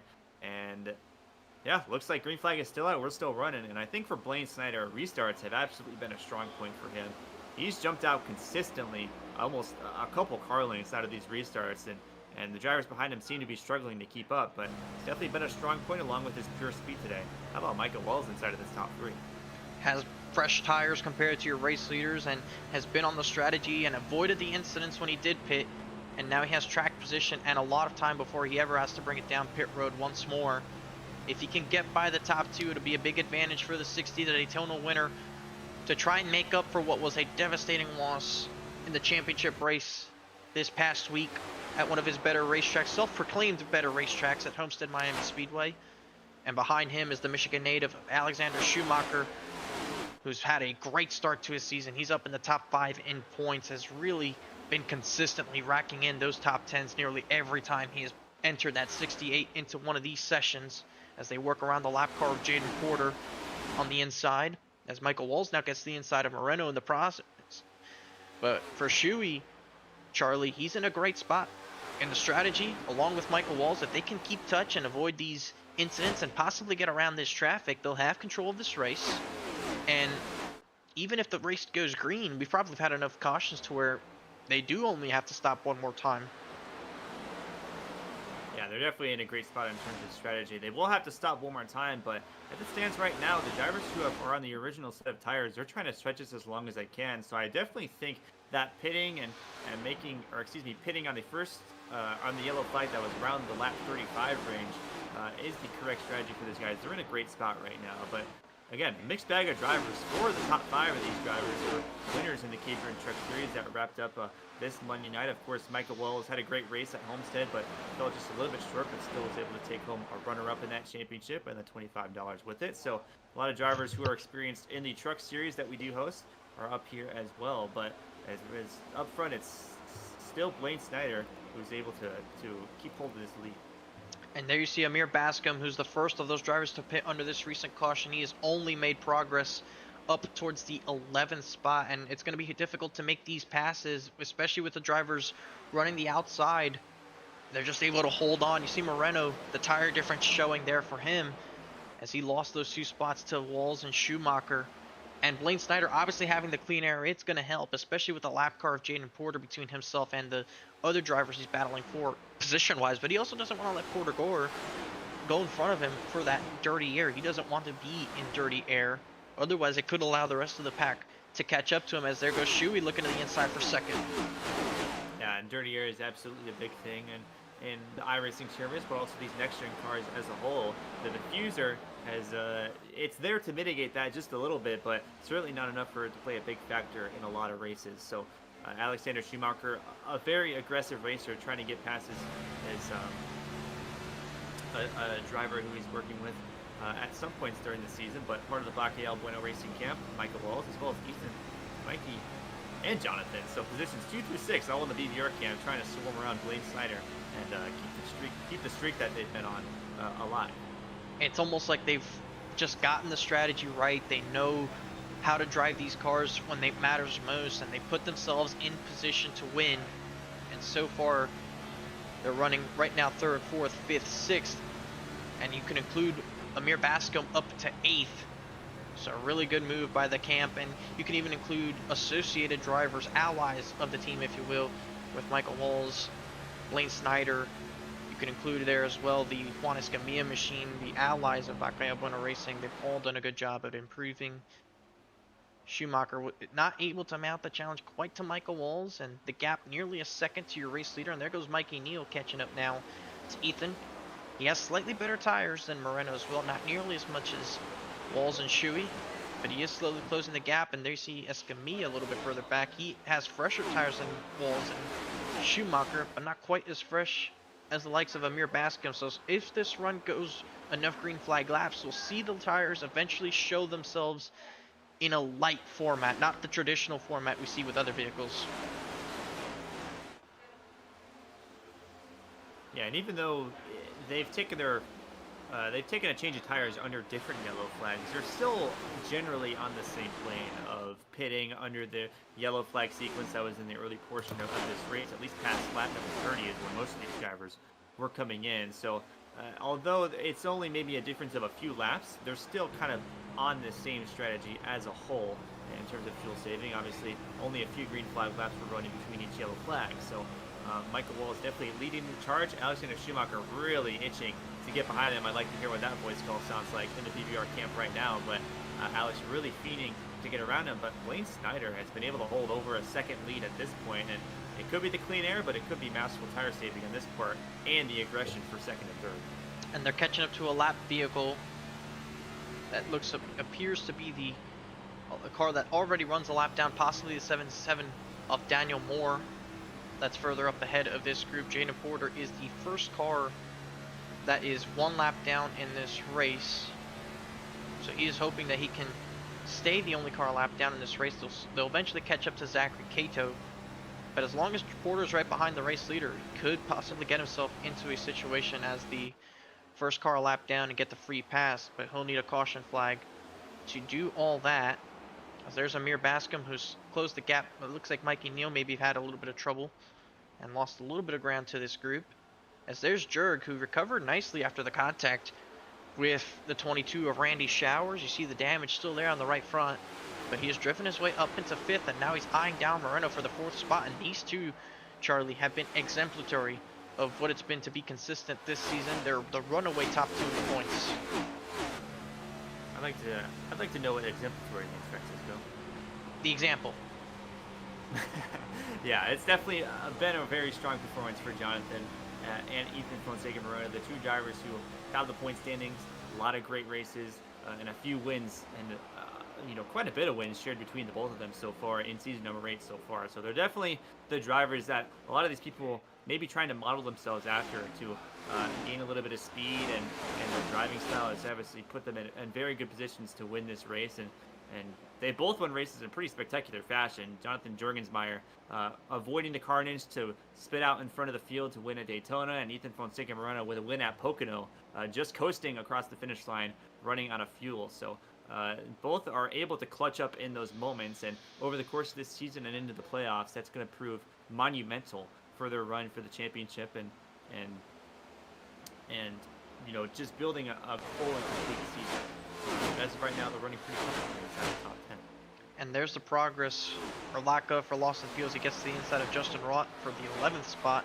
Hasn't really done this as much as Amir Bascom, who tries to move up to 7th as he goes around the outside of Mikey Niels, number 8. Schumacher, I think, had a trouble corner him and Walls, because now Moreno's back. There's their 3 wide.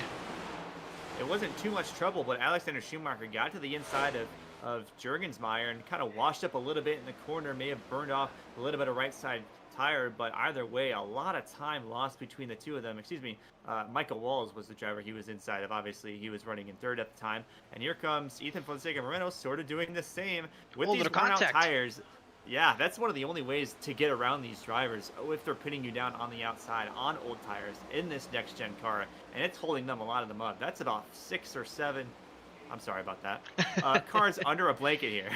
Nate Polite will appreciate that very much, but you are right. There is approximately 8 cars in this group that are battling from 2nd all the way down to 10th, as Lawson Peel will look to join this fight momentarily. He's only half a second off the back end of that group, as Walls is back to the bottom of Moreno. As there's Blaine Snyder, he's going to be the first to pit. Remember, he hasn't pitted, as it looks like, I think, thought about pitting.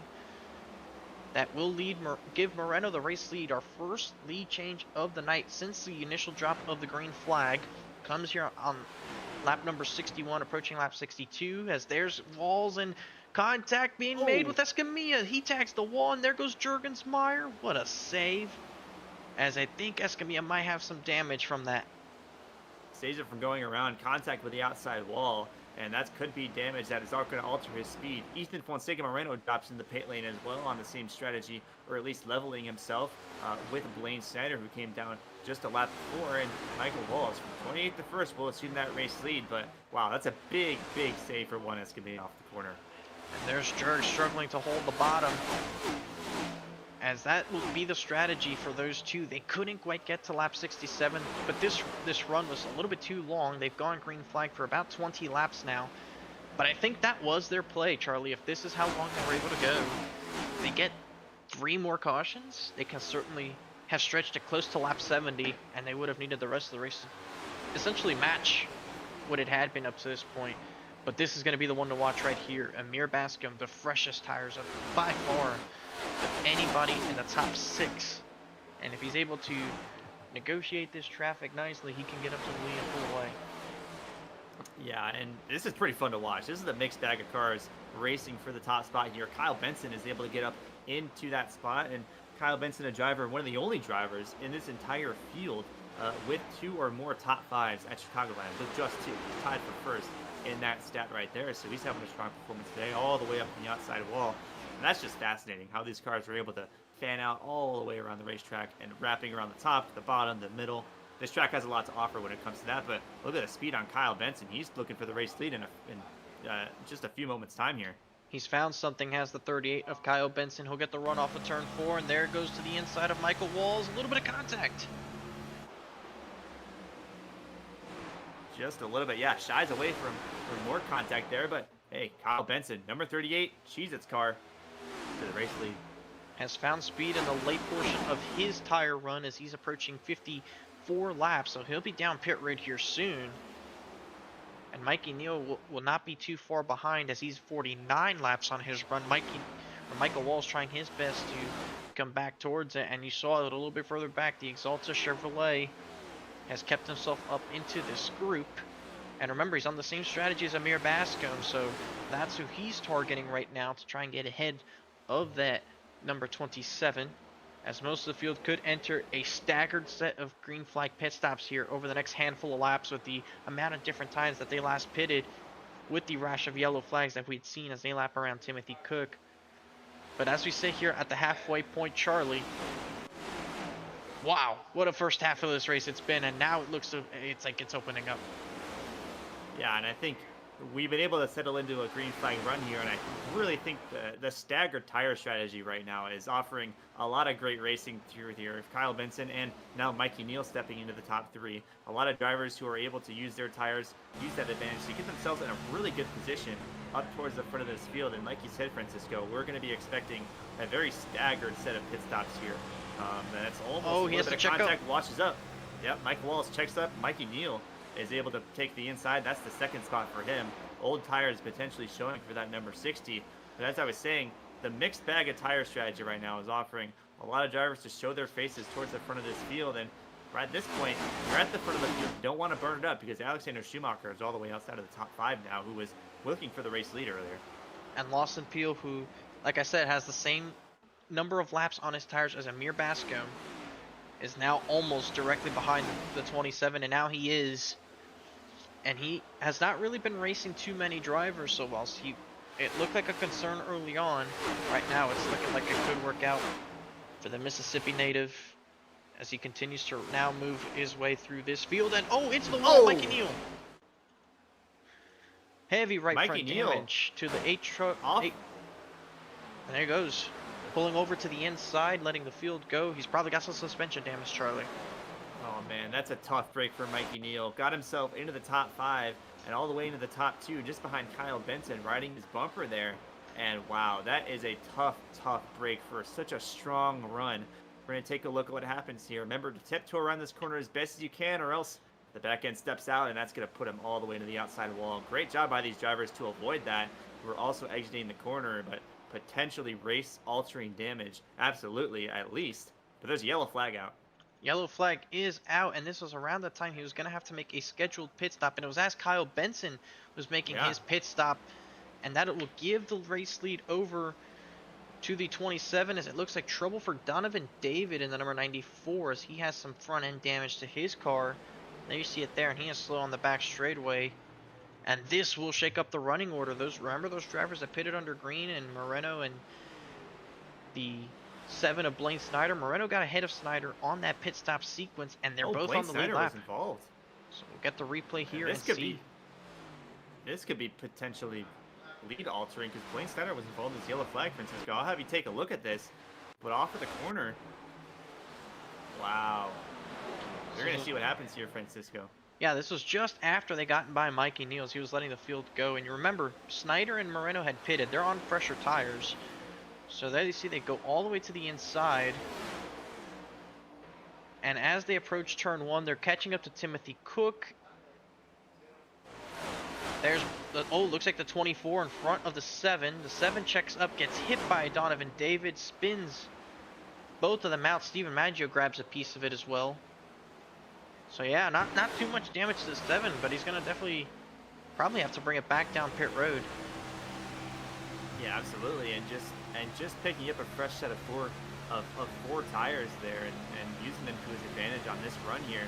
Those tires are flat spotted at least now after that spin, and we're gonna take a look what happens here. The 24 just steps out. That's such a poor place to be if you're the race, or if you gave up the race lead as part of your pit stop to have that happen right in front of you. And Blaine Snyder, a very strong run at the beginning of this race, has turned around on the back straightaway. The good thing for the 7 is that he was on the lead lap when the incident happened, and he'll stay out, I believe, it appeared, as Lawson Peel wins the race off pit road, but looks like most of the field really actually did come back in here, so... They did. Yeah, Moreno was back in as well. I believe he went around to catch up to the field. Or maybe it hasn't cycled out. Or Kyle Benson was just on pit road, so that actually didn't work out for him at all. He'll have to sit here and wait to go around the field. I believe Blaine Snyder got passed by the pace car, which is why he's sitting here as well. So all this really worked out for Peel to end up as the race leader. Yeah, and a lot of these drivers who took the advantage of the yellow flags earlier and were using their tires to get up towards the front of this field, all of them are in a great spot as a result of this yellow flag, except Kyle Benson, who was the first driver out of that group to take the pit road. Fortunately, he got trapped, and now he's looking for a wave around here. But you're right, Francisco. Blaine Snyder is also looking for a wave around as well. They're going to get that, and Lawson Peel is going to be restarting in the race lead along with Michael Walls. So what a shakeup this has been, and we've seen multiple times over the last couple of months or so on the KBueno Racing Network instances of yellow flags happening during pit cycles and trapping drivers under the under a lap down and having to take a wave around. It really blows up their races, and the race that Kyle Benson has put together especially is now all erased. He's going to restart at the tail end of this field after taking it to pit road and starting off that green flag cycle. So it's a big shakeup, but man, just looking at the names in this top 10, Craig Lautenschlager, Tony Kivitz up there, Randy Showers, Michael Newbrawl, and the drivers who started the race up towards the front, Ethan Fonseca Moreno, Andretti Robinson, they're all towards the 15th or so position. So it's a mixed bag of drivers, and we're going to see how it shakes up under this green flag run. It shook things up for sure, but it does put everybody on a common strategy now since we were nearing the main sandwich, if you will, of a green flag pit stop sequence. It'll be Lawson Peel leading us to the green flag for the first time this evening as he enters the Geico restart zone. A great start for the 12 machine as he gets powered up underway. Jurgensmeyer will battle Michael Walls for the second spot back to turn number 1 as Schumacher tries to move up to 4th. And Chewy was in a great spot and was battling with Michael Walls. Oh, Jurgensmeyer sideways. There's a car sideways outside the back straightaway. And that's what a save. Yeah, it's crisis diverted for Jonathan Jurgensmeyer. Wraps up, and he's fallen outside of the top 10. Runs in 9th after he's recovered it. As you see 3 wide a little bit further back, Jaden Porter, a big break for him as he was able to get back on the lead lap and currently sits just outside the top 10, battling Stephen Maggio for 12th. So the 28 machine trying to salvage whatever he can of this race. Jonathan Jurgensmeyer, though, with a big moment, is able to keep it straight. And now with these different drivers that we haven't really seen in this top 10, it's going to be very tricky to see how they're able to maintain position up here and how the rest of the drivers that are looking to get back there, how they maneuver their way around this traffic, as Jurgensmeyer will do with the 76 of Tony Kivett. I mean, with a tire advantage, it definitely makes things a lot easier, but I think tire advantage throughout the field right now is leveled after pretty much the entire running order came down pit road for 4 fresh tires, so it's going to be tough for these drivers to make their way back up towards this field. Although it's going to be tough, it is going to happen over the stretch of the last 50 or so laps that we have to run in this race, so it's going to just take a little bit. It's the time spent for them to get up to the front that's going to take the most time, and we're looking at a potential fuel strategy here as well based on the amount of laps that we have left to run. But for Lawson Peel, hey, we were talking about in pre-race about his dry spell. He's in a great spot right now with Michael Walls just behind. And Michael Walls will be hungry to get a second win this season. Look at the run he gets off of turn number 2, peaks to the inside. Peel drifts down a little bit, but the 60 is there. And this is exactly what we saw in the battle with Benson. That bottom's just going to be very difficult for him to stick, but he hangs there. If he can stay by the quarter panel, he'll take the shortcut to the flat that is not out of bounds here. And look who's moved up into 3rd. Alexander Schumacher now sits in a really good spot in this battle to capitalize as he'll try to go through the middle. Shades of Brad Keselowski. I was just thinking about that. Oh, Michael sideways. Walls off of the corner. Schumacher as well gets a little bit there, and Michael Walls locking it up on the back straightaway, pulling up in front of the field, and could pull up another yellow flag. Yep, yellow flag is out. There it is, yeah. And Michael Walls, man, that's a tough break. And in the process, I believe Schumacher had checked up for Walls getting sideways. That allows Lautenschlager to get ahead at the time of caution. But unfortunately for the 60, that is going to be track position lost after he had a great run going in the early stages of this race. Here's a look from it. You kind of saw it as it was unfolding. And I think right here, as soon as he crosses in front of the 68, yeah, gets loose. Oh, man. Yeah, and it's just, when you're battling for the race lead like that, you just want to flat-foot it. It's really hard to avoid that tendency to kind of flat-foot it off of the corner. But like we've been saying all race, how important it is to tip-tail off the turn 2 exit. Kind of what happened there with Michael Walls, and unfortunately loses or receives a lot of the positions he gained just in front of Alex Schumacher. And Alex Schumacher over voice chat said that he has Christmas cards and beer waiting for Micah as a result of the crisis that diverted, and the yellow flag is out on lap number 80. And I would say just with that onboard looking back, you can tell the exact moment the 60 got loose and it jumped away from him. It was when he crossed in front of the 68, which is the aero packing that we talked about with these cars, where it's prevalent at some tracks more than others. We've seen a couple of instances of aero packing here tonight. I think that one's a good indication. Didn't hit anything, so he'll stay out on the racetrack. Will Michael Walsh try and get back some of the positions as he'll try to reorganize for this next restart. Lawson Peel will maintain the race lead. Like I said, Craig Lautenschlager managed to move up to second, and I will say that's probably a pretty decent position for Shuey to be in third. I've oftentimes felt like restarting behind the race leader, assuming Lawson Peel takes the bottom again, is a better way to go for judging restarts rather than being second. If I'm second, I feel like I don't get nearly as good of a launch, and I think a lot of people share that sort of sentiment. So we'll see if Peel takes the bottom, if Shuey will line up behind him in that instance. And how about Nicholas Baumann recovering nicely back into the 4th spot after earlier troubles cost him a little bit of track position. Randy Showers has steadily found himself into this top 5.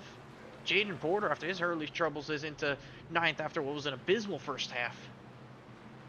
Yeah, and I think this is a race of opportunity. There's been a very large amount of things spanning pretty much everything that could possibly happen in an event has happened so far during this race. But I think it's about, like I said, opportunity and being able to put yourself in a good position and taking advantage of everything that's happened so far in this race. So, Francisco, I do want to talk strategy a little bit. We went under the green flag with 59 laps to go in this race, and the fuel strategy based on the pre-race information that we've gathered is about 46 to 50 laps. So about 10 laps of fuel saving will get you to the end of this race without taking another pit stop. So under the yellow flags, if they do keep happening, like you mentioned before, that is more than possible to be able to stretch that out and get to the end of this race. So maybe if we get a string of yellows, we're going to see a lot of drivers pushing to the end of this race. And anybody who just pitted under this caution, they have a good chance of getting to that magical number with minimal help of caution flags. But I will say the biggest deterrent will be the fact that we often see overtime. So you have to make sure that you're having enough fuel for overtime. The first driver to pit under this caution specifically is Tristan Bailey in the number 24. He's had his fair share of troubles. Notable to see that Brandon Banks is another one of those drivers that pitted under this caution. He hasn't gone to victory lane in a good bit, but he has been victorious at similar types of racetracks. Blaine Snyder's on that same strategy. We'll see how they're able to recover from the backside of the field as Lawson Peel. Craig Lautenschlager will lead us to the restart zone. A great launch once again for Peel as Schumacher will level with Craig Lautenschlager to start finish line in the battle for second. And there goes Baumann jumping ship to the bottom. I think leaders coming to the green flag have had a really big advantage in terms of the jumps that they're able to get. I don't think we've seen leaders that double file going into turn number 1. It's always a leader that's been able to jump out in front, but Alexander Schumacher is able to take that second spot away from Craig Lautenschlager, and Alex, a very aggressive driver. We can see him try to catch up and easily fight for this race lead. Baumann clears for third. Amir Bascom tags the outside wall with Justin Roth battling for the spot inside the top 5. And the leader, obviously with having control of the restart, and second and third really not having as great of an idea of when they're going to launch, it really gives them the flexibility to just get out and get clear. And here's Schumacher, who stayed with him nicely over that first lap. How could he attack Lawson Peel to try and make this pass for the race lead? Remember, one of our more recent mile-and-a-half racetracks that we ran was the Kentucky Speedway, and who had one of the better cars in the long run with a chance to win? Number 60 of Alexander Schumacher. He's battling the driver to finish second in that race. Yeah, and I'm sure he's well aware of the performance that he was able to put up in that Kentucky race, just falling a little bit short, but has a lot of speed on these mile-and-a-halves. Alexander Schumacher is an inherently hungry driver who is also on the aggressive side, so I would not doubt that he's pushing as hard as he can to try to get past Lawson Peel here. He's not even thinking about tire wear or even over the course of a long run, obviously, but on this short run, getting in front of him and getting that race lead, and especially the clean air, is very valuable to him at the moment. Yeah, the clean air definitely matters a lot, especially if you do end up taking it, because tire wear is prevalent but not too stark. If you can have the clean air and keep it and just kind of put dirty air on your competition, that values so much more than whatever tires you can save. If you want to save tires, that's going to have to be for the pack. But Schumacher will rest the challenge for now. It stays at about a quarter second. Caution flag waves once again, and it looks like trouble. Unsure for, and it looks like it's Blaine Snyder again. Man, a good race turned very poor and very bitter for Blaine Snyder, who was able to open up this race dominantly. Could possibly have involved himself in another yellow flag. We'll get a replay here. Oh, and there you see a contact with the 24. Nearly has it saved, then overcorrects it to the outside. A slight hit to the outside wall. He's going to have to repair that damage. And Tristan Bailey, it's not been one of the cleaner nights for him this evening, as he makes yet more contact with another driver to send them spinning around. Yeah, unfortunately, Tristan Bailey was involved in the preceding yellow flag that had Blaine Snyder get turned around on the back straightaway, and it all started on the back straightaway where Michael Walls, these drivers were fighting up for the race lead and now fighting for positions deep into the field to kind of get them up into the outside wall there, and that's when the contact with the 24 started.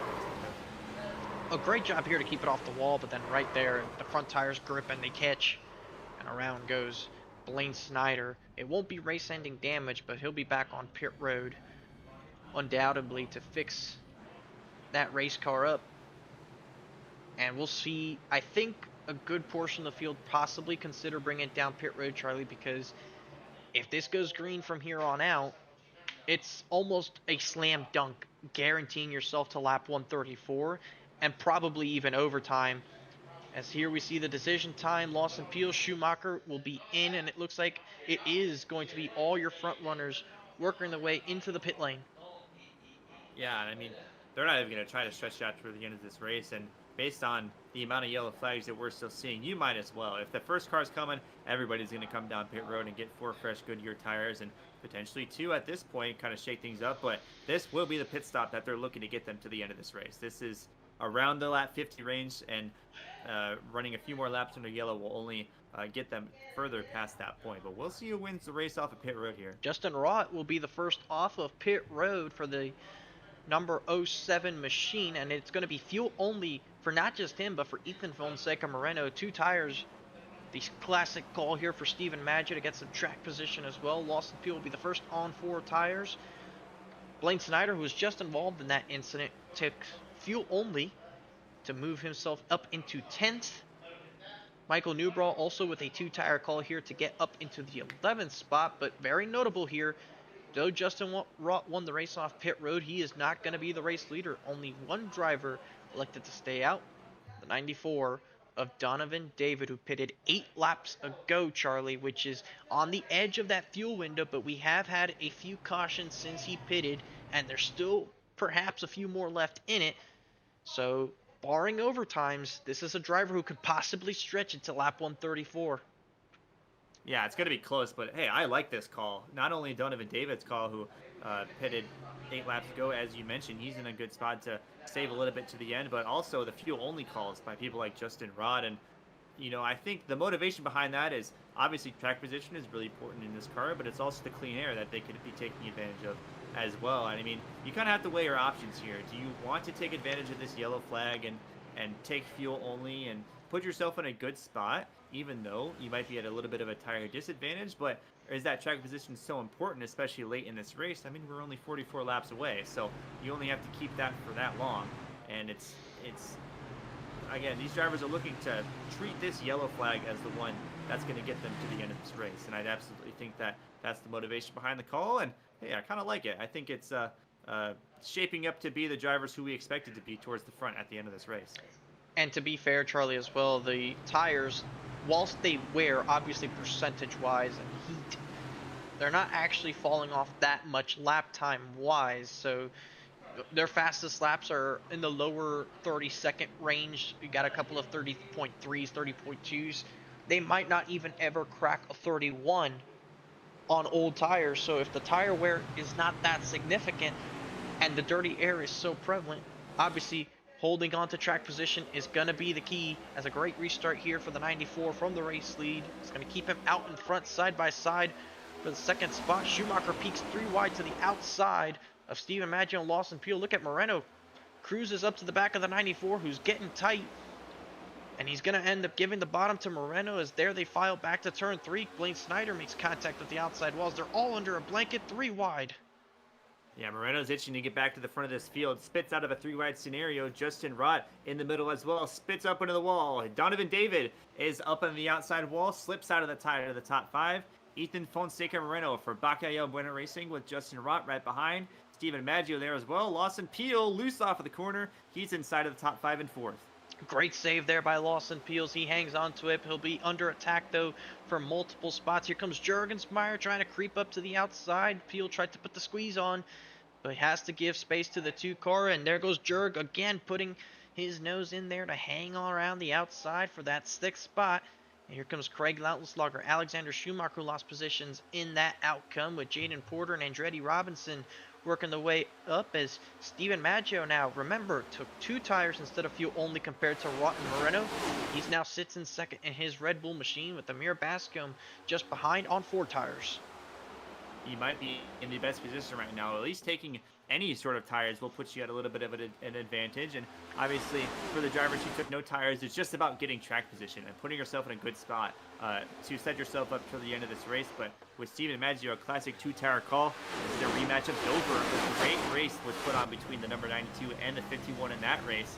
And they're sporting different paint schemes, different styles, and a different racetrack. It's going to be a good battle coming up here, Francisco.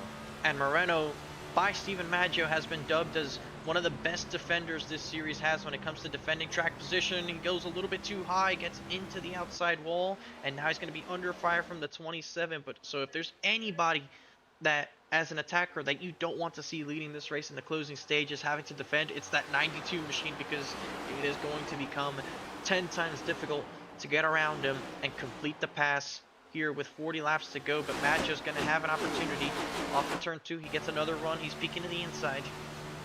And I think what was so admirable about that Dover race between these 2 drivers was just how clean it was. Almost no contact was ever between them in the closing laps of that race, and really throughout that entire run. So I expect no different. These are 2 very talented drivers on the iRacing service, and the battle is underway. Steven Maggio trying to get a jump on the inside. And it's not a surprise that it was a clean battle. These 2 respect each other, but they had their fair share of turmoil a couple of months ago. And Maggio, as he tries to make the bottom work, but they still respect each other as competitors, because you saw that battle for the win at Dover. They kept it clean. Maggio tried his best. It just couldn't work, and he's doing the best he can now. But he also has Amir Bascom to have to take into account. So that Red Bull machine, that strangely enough is the first one I've ever seen look like the actual can of Red Bull. He tries to make it work here from second, but he's not going to be going away quite easily. Again, has tires unlike Moreno. It's not like that Dover race where Moreno maybe had a little bit of older tires, but not by much. It was only like 2 or 3 laps in that instance. As he drifts up the racetrack, Maggio's going to get to the inside here off of turn 4. Maybe, no, he gets loose.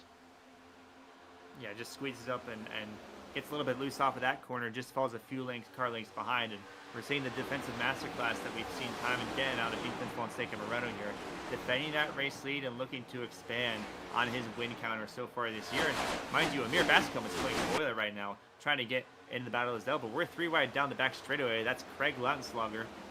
Blaine Snyder is on the outside, trying to make up as many positions as he can. Kind of squeezes Donovan David out of that battle. As you see in the front, it continues to remain the same top 3.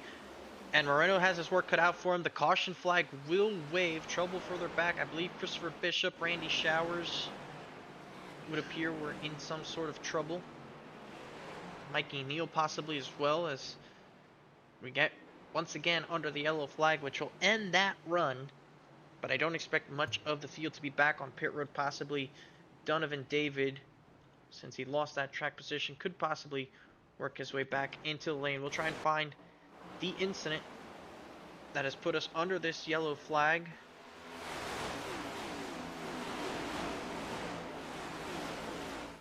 As it looks like a spin off of turn 4, possibly for the 6 of, or not the 6 of Michael Newbrough, but somebody else.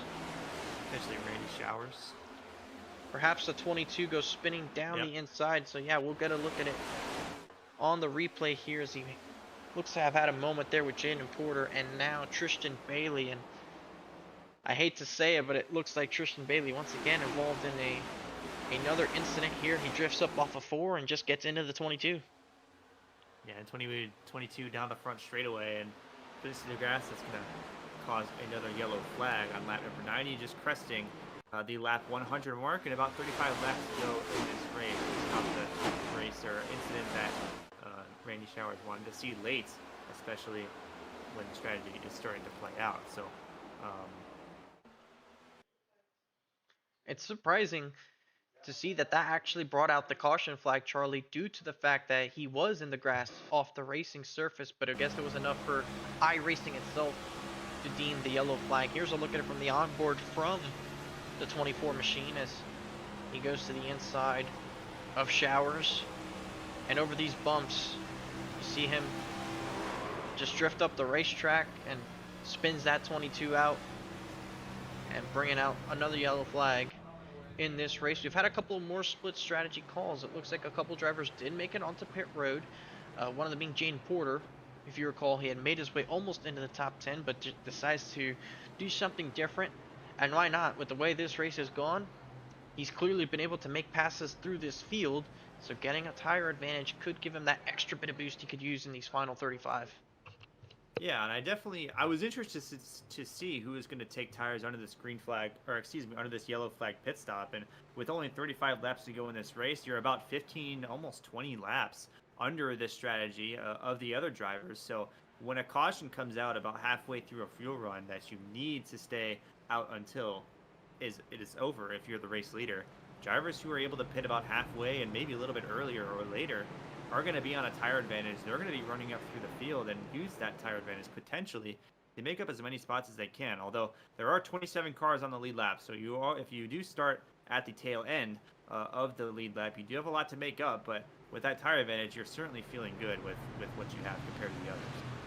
And it's very minimal, that tire advantage, but it is there of approximately 8 or so laps when you take into account the number of green flag laps that those drivers have had on the rest of their tires. But they don't have track position. Jaden Porter will be restarting in 19th, so he does have a pretty good ways to go before he catches up to these group of drivers that are going to be battling up front for a possible shot at the race win. Inside 35 laps to go here, coming to lap 102.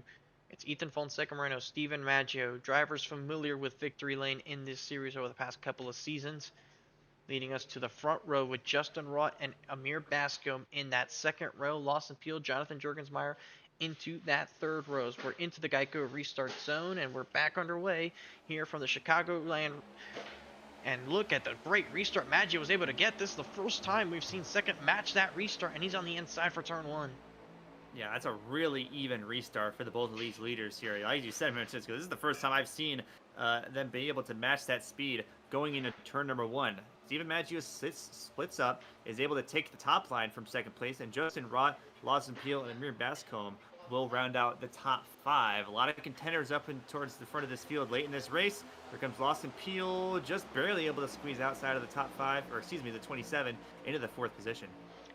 The 27 of Amir Bascom tried to slide up into that gap, but it just wasn't quite there for him. And now they're stacking up there. You look at Andretti Robinson slice the middle there. Looks like some front end damage. Oh, and Jurgensmeyer and Schumacher make contact. Schumacher's up into the wall there, kind of backs into Tristan Bailey. Unfortunate contact for them, and two teammates who are working together to get as much as they can out of this run. Unfortunately, going to drop out potentially outside of the top 10. But as for these 3 leaders, they stay stagnant. Ethan Fonseca on a tear throughout the course of this season. Steven Maggio trying to get back to victory lane, and a champion that we crowned on Monday, Justin Rott, getting in the 3rd position. These 4 are under a blanket down the back straightaway. And for Ethan Fonseca Moreno, Charlie, he's trying to go for a 7th win on the season. There's only been 3 instances in league history in which a driver has captured 7 wins in a campaign. 2 of them are Lawson Peel. The other instance, Brandon Hawken. In 2 of those 3, they ended up winning the championship. Moreno trying his best to get number 7 here tonight, and hopefully in the long run for his sake, trying to make it another one as he slips a little bit off of turn 2. Maggio's there, and they will be side by side into turn 3. A little bit of a speed advantage for the 51. Jumps down into turn number 1, potentially a slide job. He's going to make it stick. What a move for Steven Maggio to take this race lead. And for the first time, besides Ethan Fonseca Moreno and a few others, for the first time today, Steven Maggio to the race lead, and Ethan suffering, falling back potentially outside of the top 3. You saw the cold tires there, or rather the older tires there, pretty prevalent. As soon as he got into the dirty air, it just completely took off from underneath him. And now Peel looking to go 3 wide. Austin Peel had a great run over the course of this race so far. Drags him up just a little bit. Ethan has to back out of that scenario. Just a run into the wall off the corner. Yellow flag's out. A huge yellow flag in this race as Zachary Cato once again in trouble in turn 4. As a big break from Moreno, who was now starting to drop off the cliff here.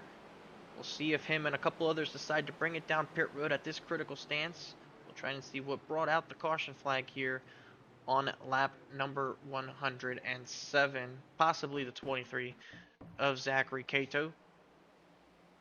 As we'll try to get the replay loaded up, and it looks like there was trouble in front of him. Possibly the 71 of Curtis Kelly, it would appear, is where the issues arose. As Curtis Kelly may have had some trouble in this pack. There was a big group of cars, Charlie, that were behind Alexander Schumacher. Much of the pack was packed up from about 8th or so on back. Here's the 71 machine as there's Tristan Bailey ahead. Contact between Bailey and Banks, possibly a little bit further ahead, and a little bit of contact with Escamillas, which sends the 71 around. And that's really where the damage is. I think even though cars have been getting jumbled up here and losing it just a little bit, even trying to back out of a scenario is a really easy way to get that back end to step around. I think that was a large factor in Curtis Kelly's spin in turns 3 and 4 there. So I definitely think this track seems to be on edge for a lot of these drivers, despite how tight the setup is, according to the drivers throughout this field. So it's kind of a really interesting balance beam that you have to kind of work if you're a driver, but the leaders have been able to use that pretty well and are racing really well, especially Lawson Peel, who was able to get himself into the top 2 here. A great run for him. And Ethan Fonseca Moreno, who was leading the race and lost it and suddenly dropped like a rock. He was really struggling within the top 5 to even keep it. But I think his confidence right now is at an all-time high, so I expect him to try to rebound on this restart. Does not elect to bring it down pit road under the yellow flag. He'll remain in 4th, just ahead of Andretti Robinson. And we'll see which line Steven Maggio elects on this restart. The bottom worked for him going up against Moreno, trying to time that restart. But now he has to think about where Lawson Peel and Justin Rott may be. But seeing as though where that 92 is, I think I would expect that 51 to take that bottom here. Rather have Justin Rott behind him in this situation. Have Lawson Peel try to guess it from the outside. And indeed so as we take the 1 to green. While Lawson Peel line up to the outside of row number 1.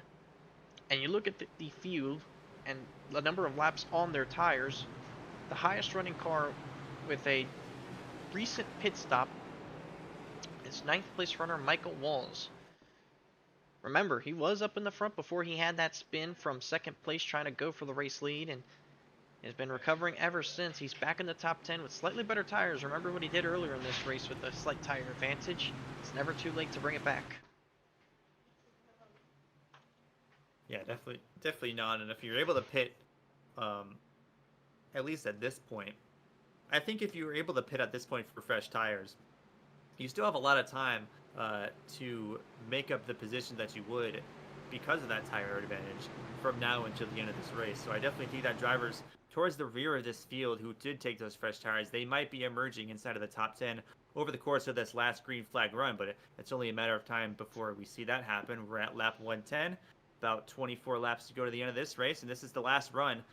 This is the run to the finish that these guys are all waiting for. In anticipation, pace car drops off. We're going green again.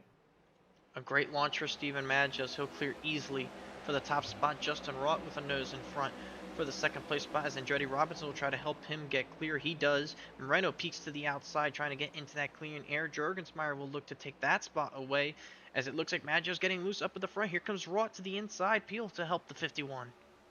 the Peel takes a shot to the rear end of the 51, spits him out just a little bit ahead of Justin Rott into the corner, and these drivers are all tight. This is very tight racing that we're seeing after the green flag here. But Steven Maggio over the race lead. Here comes Lawson Pugh to the wall, just spins around. Jurgensmeyer spits into the grass as well, and that's a big save, and he's still going around. Kyle Benson big involved. hit. Kyle Benson with a big hit to the outside wall as Peel was trying to save it along the whole front straightaway, and that is going to end probably the chances of the win for Lawson Peel. And it didn't look right all the way through 3 and 4, Charlie. He was sideways, he was loose the whole way going in, and we'll get the up top view of it here. And this kind of shows that there's Moreno just behind him, and right there you see him getting loose, lifting out of the throttle with the fire, getting loose, makes contact with the wall, comes down, he's sliding it, and the transition didn't help, slams Jurgensmeyer, and it's still loose the whole way. And unfortunately for Benson and Bauman, they just had nowhere to go. Big hits for both of them. Yeah.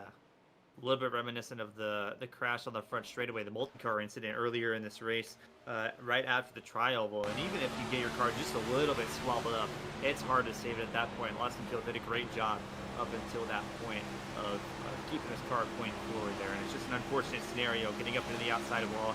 And Jonathan Jurgensmeyer, who was as far down as he can go without getting to the grass, gets punched from the side. Man, Kyle Benson, Nicholas Bauman, drivers who had peaks inside of the top 3 earlier in this race, unfortunately taken out. And Lawson Peel, a very strong day, goes up in smoke. A very strong day for Lawson Peel, and it's going to probably not reflect the result he'll end up having here by the time the checkered flag waves. Jurgensmeyer, though he got a big hit and went into the grass, it might have been a big part in why he is not out of this race because of the sliding 12 machine. Here's the onboard look from Jonathan. There you see Peel gets sideways, tags the wall, comes down, and there you see the hit, and holds it steady enough through the grass, some loose spots, but the wreck starts ensuing on his outside, and he's able to get by it all good. And Juan Escamilla also had a great view of it. Wait until you watch this one. There's the wreck up in front. Peel's sliding now across the front straightaway, and he's gonna have to dart here real quick. Oh man, almost splitting the seas and just able to get down to the inside of the racetrack and avoid that yellow flag. It's crisis divert for Escamilla there, and wow, a lot of contenders taken out in this crash. It's unfortunate to have them go out that way. This will probably give our best view of it. The incident is already happening ahead with Benson and Bauman, his teammate, getting a piece of it. There goes Peel sliding up the track into Benson. There's the hit to Tony Kivet just in front of the 87. Man, how did that not register any contact for Escamilla with the 76? And then having enough grip to turn down and away without spinning from those two on the outside. Possibly one of the best wreck avoidances we've seen this season.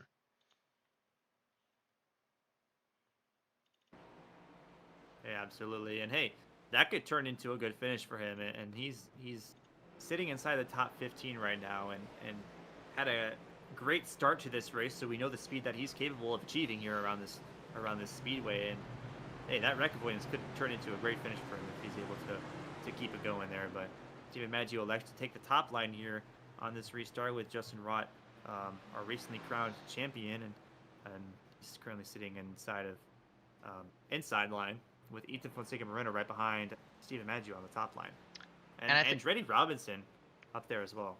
And I think it's interesting that Maggio took the top because we saw him get sideways from Justin Rott being behind him on that last restart. And I think he wants to not have that happen again. So I think he's trying the outside, seeing what's there.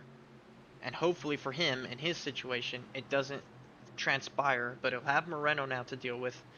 And Michael Walls is in a favorable spot here. Remember, he does have slightly better tires than those around him, and he could try to capitalize. And how about Blaine Snyder, who ain't quite out of it just yet? He sits out there in the 8th position. Jaden Porter in this top 10 as well. So a lot of things yet to happen with different strategies forming up behind the front runners as we re-enter the restart zone. And there's the launch. Maggio gets away pretty nicely, but not as well as we've seen other restarts as they remain door-to-door for second. Take advantage of these good restarts that we've been seeing out of these leaders. Turn number 2 exit has been a big issue for these drivers here in terms of the space that they're able to get. Multiple cars around. Ethan Fonseca Moreno, Steven Maggio, Michael Walls, Andretti Robinson. A big crash. Race altering on the back straightaway, Francisco. The big one on the back straightaway. Maggio goes sideways. Runt was sideways as well. There's Michael Newbrawl, Ethan Fonseca Moreno. All damaged as we saw the front 2 go sideways off of turn 2. And Charlie, I hate to say it, but I think that might have been an aero packing situation gone wrong. We'll try and get a look at it here. But that's what it looked like because both drivers on the front row just stepped out almost instantly. So we'll try to watch it back from the restart as we try to unwind and go back towards the moment of the incident. So let's watch this back from the restart between your race leaders. So there's the view. A great launch from Maggio to get clear for the top spot, but we saw his weakness on the last restart on the bottom as well, which was getting loose in front of another car. And right there, Moreno is close. And you see the same thing with Raw on the bottom. No contacts ever made. A little bit afterwards, but at that point, Maggio was already sideways in front of the field. I mean, it's pretty fascinating. I mean, the cars are planted, it looks like, throughout the corner, and it just spits out. The back end just kicks out like that. It's really fascinating and a feature. Yeah, I mean, just barely a wiggle there is able to turn these cars around. I mean, how unlucky are both both cars on the front row spinning out in front of the field and causing the big one. That's race altering and opens the door wide open for this race. A lot of strong cars taken out in this incident. And Moreno can't lift either because Michael Walls is right behind him, and you see the contact with Walls and all that happen here as well. So even though Moreno, you could say if you're Steven Maggio, Moreno could lift in that situation, he still got hit from behind, so there's not much he could have done differently there. As we'll try to get more views of this incident as Andretti Robinson, currently labeled as the race leader, Jaden Porter, Michael Walls round out the top 3. As here's the view from the 28 machine. And Jaden Porter currently scored 2nd position right now. He was able to avoid this crash, and we talked about the tire advantage that he had pitting under one of the recent yellow flags and making his way up through the field. A few incidents involving him earlier in this race puts him in a 2nd place spot. He's in a decent spot with a clean race car right now. Just barely avoids the yellow flag. Andretti Robinson scored as the leader, just barely able to avoid Justin Rott, just barely able to avoid Ethan Fonseca Moreno. Goes through the grass, saves it, and he's your race leader right now. Scored as the race leader at the time of the caution flag. And that could be a huge difference maker, Charlie. I mean, this race is busted wide open at this point. Andretti Robinson's up here now. Michael Walls, a little bit of front-end damage on his car. Daniel Moore, with a clean race car, was able to make it through that yellow flag. And the drivers who we've seen towards the front of this field, Amir Bascombe, Craig Landslogger up there as well. But looking further back, drivers like Tristan Bailey, Trevor Haley, Jonathan Jurgensmeyer, and Randy Showers are some of the drivers that make up the top 10 right now. So the drivers who were able to put themselves in a great spot over the course of this race are now almost all washed out, and we're potentially looking at maybe 15 cars only restarting with this field right now. Several more cars are in this field, but damaged or trying their best to catch up, as currently 22 cars are listed on the lead lap. And we'll see if that remains the case over the course of the next 16 laps when we go back racing here. Off of turn number 4, the pace car will hit pit road. Andretti Robinson, who came close to the win at Pocono, will lead us to the green flag with Michael Walls to his outside. And a great restart there for Jaden Porter. He's making it 3 wide already. Wow, it's a great restart for Jaden Porter. Look at him go to the race lead, Kentucky winner, and is able to get himself out. And Amir Bascombe's around. Big crash. Big hits to the outside wall. Another big crash off turn 2. Trevor Haley, Amir Bascombe, Jonathan Jurgensmeyer with big front end damage. As they piled in there in turn number 2, you see the smoke billowing out here of multiple cars. And just like that, we're back under caution. And Jaden Porter, crucially, listed as your race leader. Race leader Jaden Porter. I mean, what a great rebound that he's been able to have in this race. A great move in the turn number 1. Was able to give him this race lead, but hey, turn number 1, the monster under the pavement bites again. It's several times over the course of this race that we have seen this happen. Just barely a wiggle is able to get your car around. Big hits to the outside wall. Tristan Bailey, Tex Craig Bounslogger, and the number 4 car there up involves Trevor Haley as well, and Jonathan Jorgensmeyer in that as well. I mean, just a race of carnage here at Chicago. It is looking more like the Chicago street course with how many cars are damaged here from tonight's race. A big hit to the outside for Bailey. Saw the gray smoke there indicating a damaged engine as everybody else piles into the incident. It has become a attrition-filled second half of this race, to say the least, Charlie. So much trouble. But let's look at one of the few highlights that we have to talk about here in this latter portion of the race is the restart by Jaden Porter. What a launch it was for him at a crucial enough time to be in the lead at the time of caution. Yeah, and I mean, it's not like he even jumped it either. I mean, he was just able to get that run, you know, after they crossed the start-finish line and jumped to the inside. A great way to take advantage of that momentum and get the race lead. He's in a great spot, and hey, he's really one of the only BBR drivers left up there to keep the streak going. But he is in a great spot, a clean race car. I don't see a scratch in his number 28, and just has to fend off a few strong drivers, and he'll be home with another victory. And we'll try to get you the moment of the caution, at least when the light came on, to demonstrate just how close it is between the race leaders. As I believe we've gotten the frame, and it's going to be super tight. The angle won't exactly tell the story, so we'll try to get a better one because it's slightly angled, but you can kind of make it out right there. If you look level to the racetrack, you can tell the mere splitter Jaden Porter is ahead of Andretti Robinson if you compare it with the track surface. So by that margin, Jaden Porter will lead this race, and like I mentioned earlier, it is so crucial, the difference between being the race leader in control of the restart versus second in specific. And in that same shot, you can see the damage to Michael Walls, which could impact him here in the closing laps of this race. Yeah, absolutely. And you've seen the strong restarts that the leaders have been able to get. And just looking throughout this top 10 right now, a lot of cars with decent amount of damage. At this point, you might want to start thinking about the tire advantage that the drivers behind are coming with. But, I mean, just looking back through here, Kyle Benson, who was involved in that yellow flag on the front straightaway, just a handful of laps ago, he's inside of the top 10 here. But the drivers who were able to come down pit road, take advantage of the few car counts that we have right now with their fresh tires. They could be making a potential run for your leaders, Jaden Porter and Andretti Robinson. It's going to be interesting to watch, but we're going to restart with just over 10 laps to go. But just to shout out a few names that I'm seeing here, I mean, Daniel Moore has had a few strong runs recently. He's back up there as well. Chris Bishop, Curtis Kelly, 2 drivers who are taking advantage of the situation and inside of the top 10, looking for a strong finish here.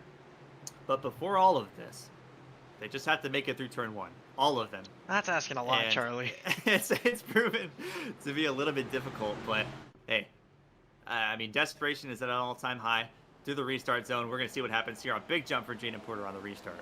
We'll see if there's any Bravo busting on these last 12 laps of this race as Jaden Porter jumps out to a great lead here. Back to turn number 1, Michael Walls tries his best to clear for second. That front end damage is not going to help the 60 car, but look at the gap they're able to build on from fourth on back as more spinners further on back, and what a save for Mikey Neal and the rest of the field. Yeah, that's another crisis diverted there. They got sideways, but they were able to save it, and that's a turn 1 that you can mark off as clean here. 18 cars on the lead lap as we begin to run this finish here. Jaden Porter cleared by almost half a second. And there you're seeing the straightaway damage from Michael Walls proving evident as he just cannot compete down these straightaways. It might help him in the corners with being able to stay full throttle, but if he lifts even a tad like that, you're just going to see everybody power through. As Randy Showers has worked his way back up here, he could compete possibly for a top 5 spot. Hey, Francisco, don't look now, but Kyle Benson is on a charge right now. He started this lap in the 5th position. Now he's up into the top 3 now. He's got fresh tires on his Ford Mustang, number 38. And after being turned around on the front straightaway with just under 10 laps to go, he could be the driver who takes advantage of the fresh tires and gets himself into a great spot here towards the end of this race. He's going to have to get through 2 more drivers here, but he's actually been able to read down pretty well here. Kyle Benson has by far the freshest tires of anybody in this top 5, along with Randy Showers. And Porter has fresher tires than Andretti Robinson, so if there's anybody that can mount a charge for a race leader, it's probably third place runner Kyle Benson here in these final 9 laps of the race. As you see, the racing continues to go on from 5th on back. Curtis Kelly trying to hang on to this top 5 position ahead of Justin Rutt. And look at Steven Maggio, after spinning from the lead, now racing Michael Walls for what is the 8th position on the racetrack, with Zachary Cato inside this top 10. And they're all catching up to Daniel Moore in the process. This is quickly becoming a huge fight for a 4th place spot. Yeah, and I mean, I mentioned earlier, just once off of a win, that this was going to be a race of opportunity and taking advantage of the yellow flags, and it truly has turned into that with the amount of front runners that we've seen involved in yellow flags and crashes and having to go down and get repairs, giving these opportunities to a lot of drivers to take advantage and get great finishes. Daniel Moore is a driver that we've talked about a few times in the last couple of weeks, getting some good finishes as well. Curtis Kelly being able to get up there as well. How about Randy Showers peeking in there with Justin Rott, who washed up the racetrack and is losing a few spots there. So this is a mixed bag of people in the top 5, but they're certainly going to walk away happy after just a handful more laps here at Chicagoland. A little bit of contact between Kelly and Rott sends the 07 up the track and into a battle with Steven Maggio now in the closing stages of this one, as a battle inside the Type 10 Michael Walls, as it actually looks like trouble further back between Chris Bishop and Ethan Fonseca Moreno.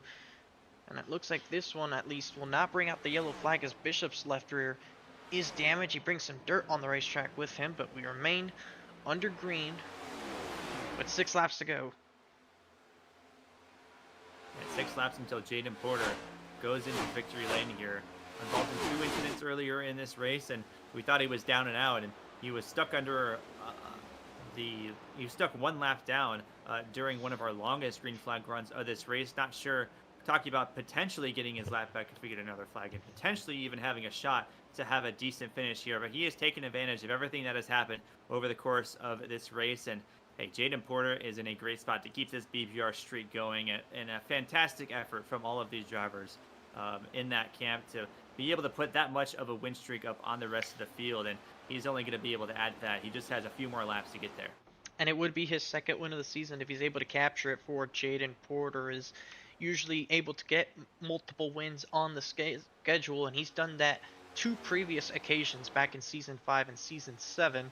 He's looking to make it a 3rd time that he has gotten multiple wins on the season, and it would be chasing then 3 from there on out for the 28 machine, last season's regular season champion Jaden Porter, looking to try and get back to the championship finale with a better chance at the championship. If you recall, the last time he was racing for a title, his hopes went up before they ever really could get up there, after the restart damage with Chris Fowler and Lawson Peel ultimately costing him and the 12 a chance to win to go racing for that championship.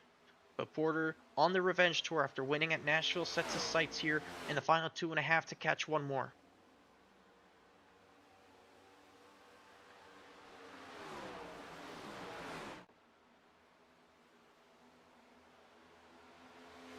Steven Maggio has worked his way up into 5th here, Charlie. And yeah, just looking out through the back of this top 5, I was going to mention that, Francisco. Steven Maggio is roughing some fenders here with Curtis Kelly there, and it's now a big block from Daniel Moore to defend that position. But Steven Maggio, who went around off of this corner that he's going through right now and spun around with a bunch of other cars, and able to rebound better than pretty much all of the other drivers that are involved in that yellow flag, and he's up into the 4th position. A good top 5 rebound for him after losing potentially this race win as a result of that yellow flag. Now the battle's turned to the back of the end of the top 5, but up front there, it is Jaden Porter takes the white flag of this race, able to rebound and take advantage of a lot of opportunities that came up as a result of the yellow flags. Off of turn number 2, a tricky corner for the rest of the field, but he's got it steady. It's planted. Thursday Night Football car trying to win on a Wednesday. Turns 3 and 4 for the final time, Francisco. He was involved in multiple incidents here tonight, but the Louisville, Kentucky native will move up north to Illinois and capture his 2nd win of the season. Jaden Porter takes the checkered flag here from Chicagoland, and he'll be taking a 9th career victory in his 4-wide Racing TJ's Team Series career to tie him for 5th all-time.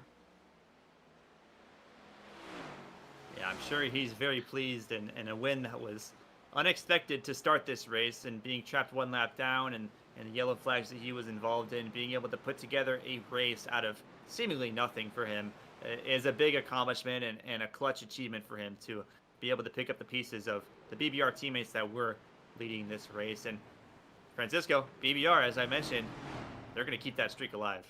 That's another one for BBR, and Jaden Porter becomes another multi-time winner this season, adding to his name with other teammates in Jonathan Jurgensmeyer and Ethan Fonseca Moreno. He'll celebrate on the front straightaway here as our our Pulse set of shops victory lane. The number 28 machine on this front straightaway. And there you see, here comes Moreno. Showing that's his way of congratulating Jaden Porter, the 2 Thursday Night Football on Prime machines together.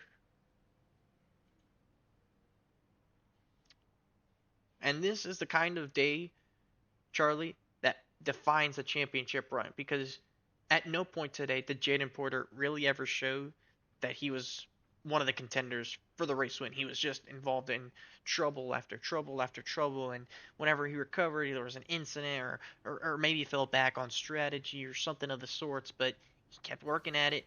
The big wreck that happened put him in a position to allow for him to make that restart that got him the race lead by mere inches, and on that restart as the race leader, he drove away and never looked back. Yeah, and for Jaden Porter, it's he's gonna park it down, and that car's been through a lot today, but it almost looks squeaky clean staying down there in the grass there. But just a good way for him to end this race. I'm not sure if a lot of drivers will feel the same way after how their races ended, but it's a big accomplishment for Jaden Porter to put this race win together and walk away and keep that BBR streak alive, Francisco. And you have him trackside. It's been a great job for Jaden Porter to go for the race win, and we'll bring to you the unofficial results here from the Chicagoland Speedway. And like I said, Jaden Porter unofficially going to be the race winner here tonight after a great recovery effort for him all night long to be able to move back into a victory lane spot after a rough couple of weeks. Andretti Robinson, it's going to be second place for him once again, even after that Pocono Raceway where he nearly got the win from another BBR driver. Kyle Benson with a third place finish here tonight. That means we get to talk to him. He's going to enjoy that. Steven Maggio, what a recovery effort after spinning from the lead inside of 20 laps to go. Is able to finish in the top 5 in 4th. Justin Rock captures another top 5 this week in 5th. Daniel Moore, unfortunately not a top 5, but a strong top 10 for the 77 machine. He's able to come away in 6th. Curtis Kelly is able to hang on to 7th. Randy Showers captures a top 10 finish here from the Chicago in 8th. Mikey Neal able to recover up to 9th, and Michael Newbraw able to capture himself a top 10 as well. He finishes in the 10th position. Just outside of the top 10, Micah Walls up and down the running order tonight, but ultimately had a shot to take this one home. Finishes in the 11th position. Blaine Snyder, who after he lost the race lead under his green flag pit stop sequence, we didn't see much of him again. He sits in the 12th position. Had a shot late in the race, but unfortunately got caught up in that yellow flag. Once again, drops 10 spots in that 12th position. Jack Ricato in that in the number 23, involved in quite a few incidents today, finishes in the 13th position. Pulse leader Ethan Fonseca Moreno, 14th. Lawson Peel, another strong day, turns sour for him, turns 15th. Brandon Bakes, 16th. Christopher Bishop, Jonathan Jurgensmeyer, Trevor Haley, and Donovan David will round out your top 20 from Chicagoland. 21st will go to Alexander Schumacher after that late damage from that big wreck at the front of the field. Craig Lautenslager will finish 22nd. Amir Bascom had another solid run going before that moment in turn 1 sends him sideways in front of Tristan Bailey, who will finish in 24th. Juan Escamilla had a great wreck avoidance here tonight, but unfortunately there was one that he couldn't avoid. Finishes in 25th. Nicholas Bauman will round out from 26th. Tony Kivet in 27th. Timothy Cook will finish in the 28th position. Craig Parks will finish 29th. Chris Fowler will finish in the 30th spot, and rounding out our 33-car field from tonight will be Brandon Gillis from 31st, Randall Payne in 32nd, and unfortunately our partner Keelan Belsha, who after a lap and 3/4 had his night ended, he'll be last and 33rd here tonight from the Chicagoland Speedway.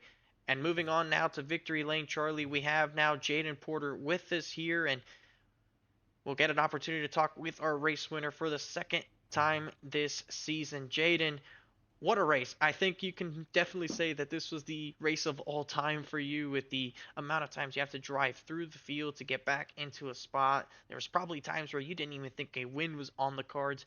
Talk us through what it was like just trying to navigate everything that was thrown your way in tonight's race. Yeah, I don't know how I was even in position to win. I wrecked 3 different times, like the first 40 laps. I had to serve a drive-through because I had 2 caution causes, so I was a lap down, then I was back on lead lap.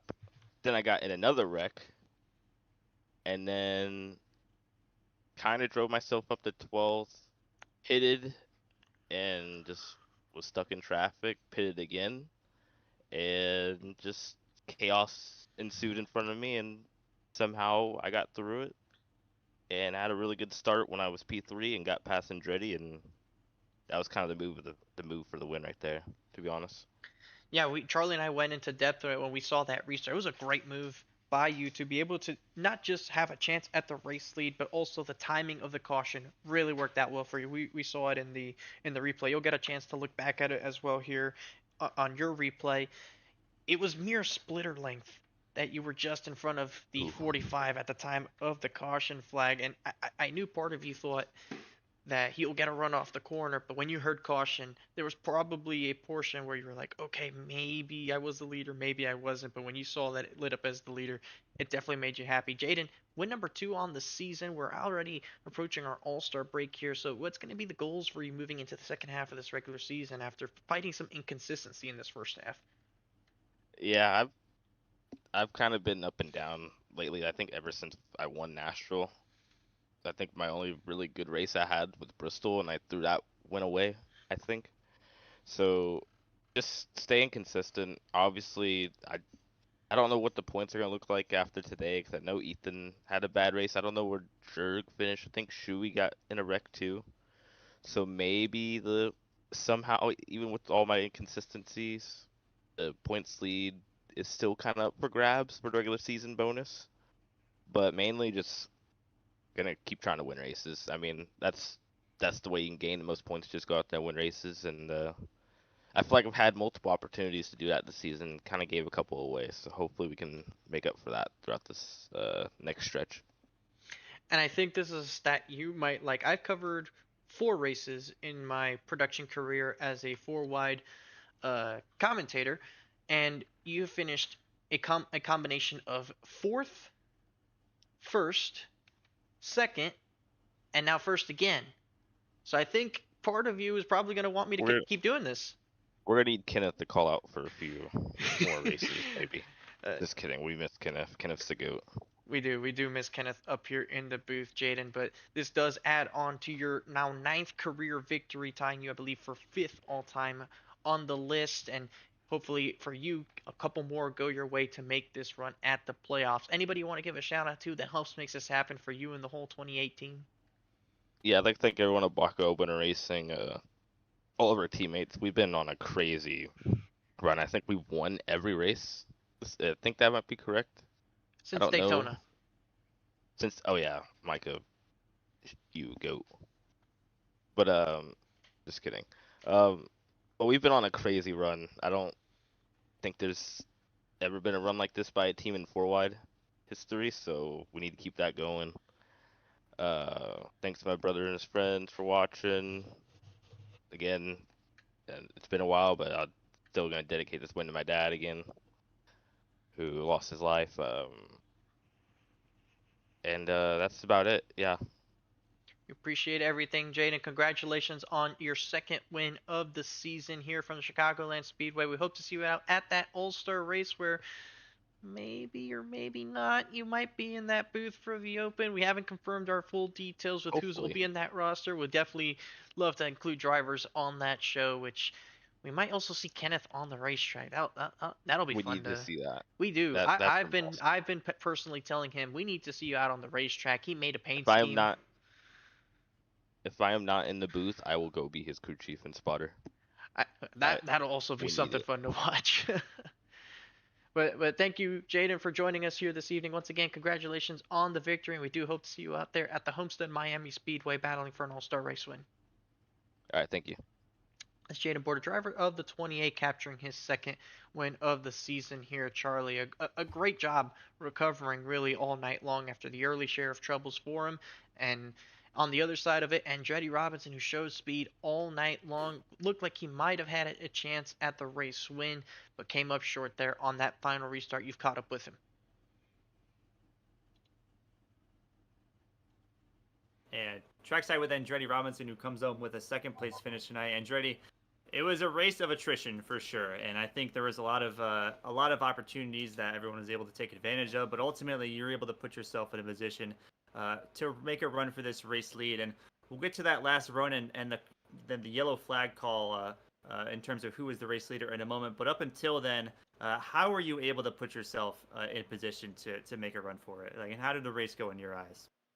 Honestly, man, I qualified terribly. I didn't get to practice much, and then it was just a dogfight. I didn't crack the top 10 until about lap 100. My race was honestly going horrible, and then once I kind of got towards the cleaner air up front, the car just turned on, and then I was able to drive to the front, and then eventually take the lead in the front row, wrecked each other. But then you all saw in the restart, I thought I was ahead. I feel like that I got cheated out of that, but I'm not the game, so I don't make the calls. But it's still a good effort. I'm way too far back in points to go for a championship, so I'm just here to try and win races and have fun. Yeah, and I think the call under the yellow flag in terms of who was the race leader, that could have gone either way in a lot of people's eyes. But ultimately, it did place you in second place, and a potential run for the race win. Second is certainly a lot to be happy about. But what more did you potentially need to happen to you throughout the course of the race or towards that end of that green flag run to make a run for the race lead and the win? I just feel like I needed to try more lanes. Going into tonight, I was skeptical of the top lane in 3 and 4 because usually when you hit that bump, it gets your car loose. But for tonight, for some reason, the car got tight when you hit the bump. I didn't expect that. So I didn't really get to experiment much because I was being skeptical of running that lane. Maybe if I did experiment more in the race when I was in traffic, I probably could have learned that and maybe had a run at Jaden, but just didn't have enough towards it. He got a big lead and it kind of just stayed there. Yeah, in second place, certainly without a lack of effort, you putting yourself in position there. It was, like I said, a race of attrition. What do you think the biggest challenge was for the field? I think it's a pretty simple answer where the trouble was, but where was the biggest challenge for you tonight in terms of navigating your way around all the yellow flags?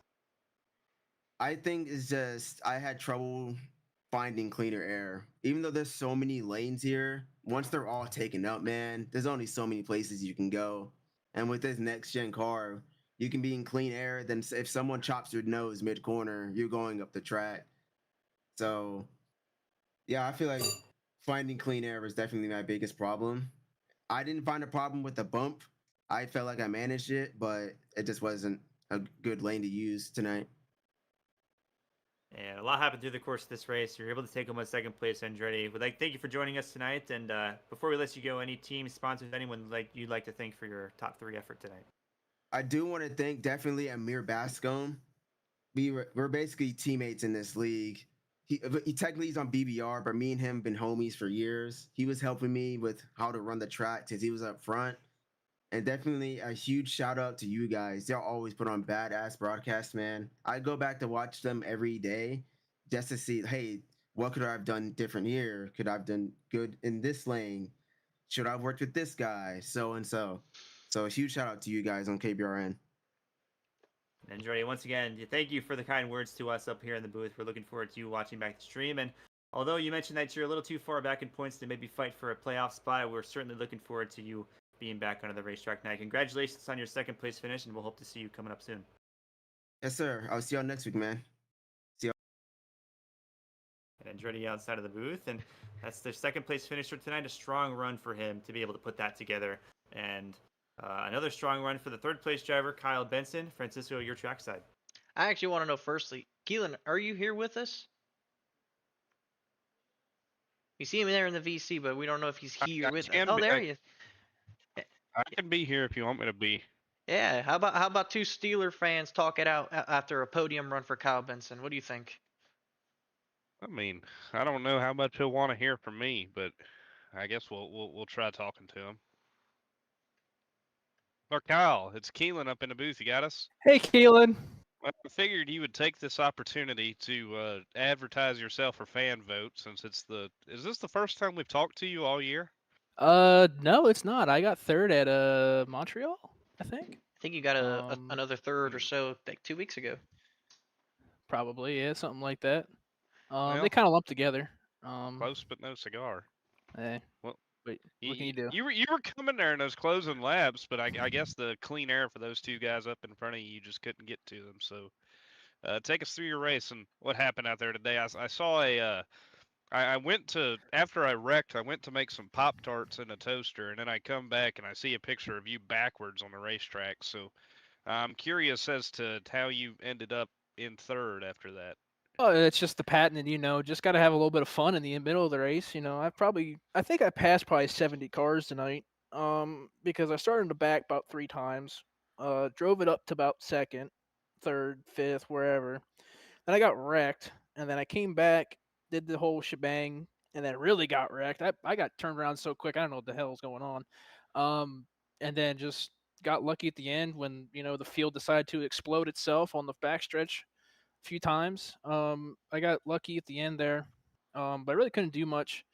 Uh, yes, I had fresh tires, but the clean air is so king here, and even though when I was up there for a little bit, I mean I was so much faster just with clean air. So it is what it is. I mean, I would love to have been closer at the end, but I'll take my third place and hopefully get some little momentum going on this year. Yeah, well, we're gonna go into a break here of about a month before the next points race, before we Thank get God. back into the swing of things. So you'll have a time to reset, enjoy the holidays. But the All Star race coming up, I've heard rumblings that you may be a part of the production of that. Is there any truth to this? We'll see how I do in the Open, I guess. I'm gonna be Oh, running you the got. Open. Oh, you do? Yes, I'm running the Open, man. I gotta run the Really? Open. Yeah, I haven't had a pole in probably 3 seasons, and I haven't won. So we'll see how we do in the Open. If we make it to the Open, make it through, we'll be racing for the All Star race. But if I don't make it to the Open, we might be up in the booth having a little bit of fun with y'all. But if you want to give me the fan vote, vote for me. You'll get 50 points. And Me? yes, if you vote for me, you'll get Points 50 towards like points. the playoffs? Yes. Well, if everybody votes for you and everybody gets points, then nobody gets points, right? Exactly. Okay. Well, Big brain it. But no, Francisco, I'm gonna vote for him, and you vote for like somebody else. Kenneth? Vote for Kenneth? Then I can catch up to you. Can we vote for Kenneth? Kenneth? Can we vote for Kenneth? I mean, I I saw honestly, my name on that sheet, but nobody ever wants to vote for me, so I don't know if it'll work out. we'll have to update Kenneth, the sheet. I think he can. I'd love to see it. I'd love to see him run. Well, But he's we- big. He's big time now.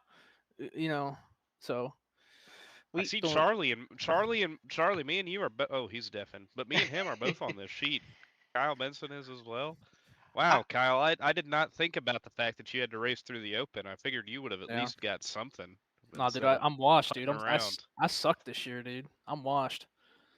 Yeah, you're just putting around out there, huh? Yeah, I know. About like the But- Steelers. I don't know what that is. I don't know who they are. Well, hey Charlie, you're back. Hey, Charlie, me and you are both listed as fan vote drivers in the document. are we? Yeah. Hey, Do we got to get to campaigning? you know, I think I know my place, and I think you're certainly would win that over me. So I'm okay co-campaigning for you. I think that's definitely I'll be You your think- campaign manager. You think? Oh, really? Yeah. You think I should start? I mean, that wouldn't be a bad idea to get a little campaign going. You know, I We'll think see so. how it goes. Yeah. I'll have to make a commercial or something for KBRN Yeah. when they can air. Some to spread around a little bit. I mean, I'm just gonna send the link to every group chat I'm in and see if that'll carry me up. that can work How for you. about that? I mean, I'll know be how it is. I'll be in the Open race. I think you definitely have a lot more outreach in the league, so I don't know, yeah. man. I think everybody hates me in this league. I'm looking in the beef channel. I've been called a rage bait or everything tonight. So Alrighty. So had a pretty good race. It was a lot of fun. You know. Anywho, I want to thank my MRMS teammates, except one guy who wasn't here, making me have to do his job. Freaking unbelievable. But anywho, he'll give me lashings later. Don't worry. Oh, this is okay. It's getting a little salty in the beef chat. Hang on. Okay. Hope y'all had a good one. It was definitely long. Um, yeah. I don't know what else to say. Cool. I had fun. Kinda. They made you work tonight, didn't they? Yeah. Yes. Yes. My brain hurts. You even My told them Brian not to hurt. do that earlier today, and they didn't listen. Oh yeah. I told them not to do my job, and then they made me do my job, and then now I have to clean up the mess because people don't understand what damage does. But So is anywho, Hack News publishing tonight? I was gonna ask the same thing. I don't know. We might get one. We might get. We'll see how I'm feeling after this old interview. I got to get some pictures. You know, I got to make sure people understand what the hell happened tonight. But I got some ammo sitting in the beef chat, so we'll see. We'll see how I'm feeling. Tag me. No, don't worry.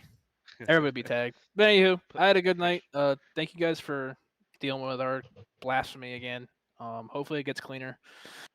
But yeah. Other than that, see y'all in a month.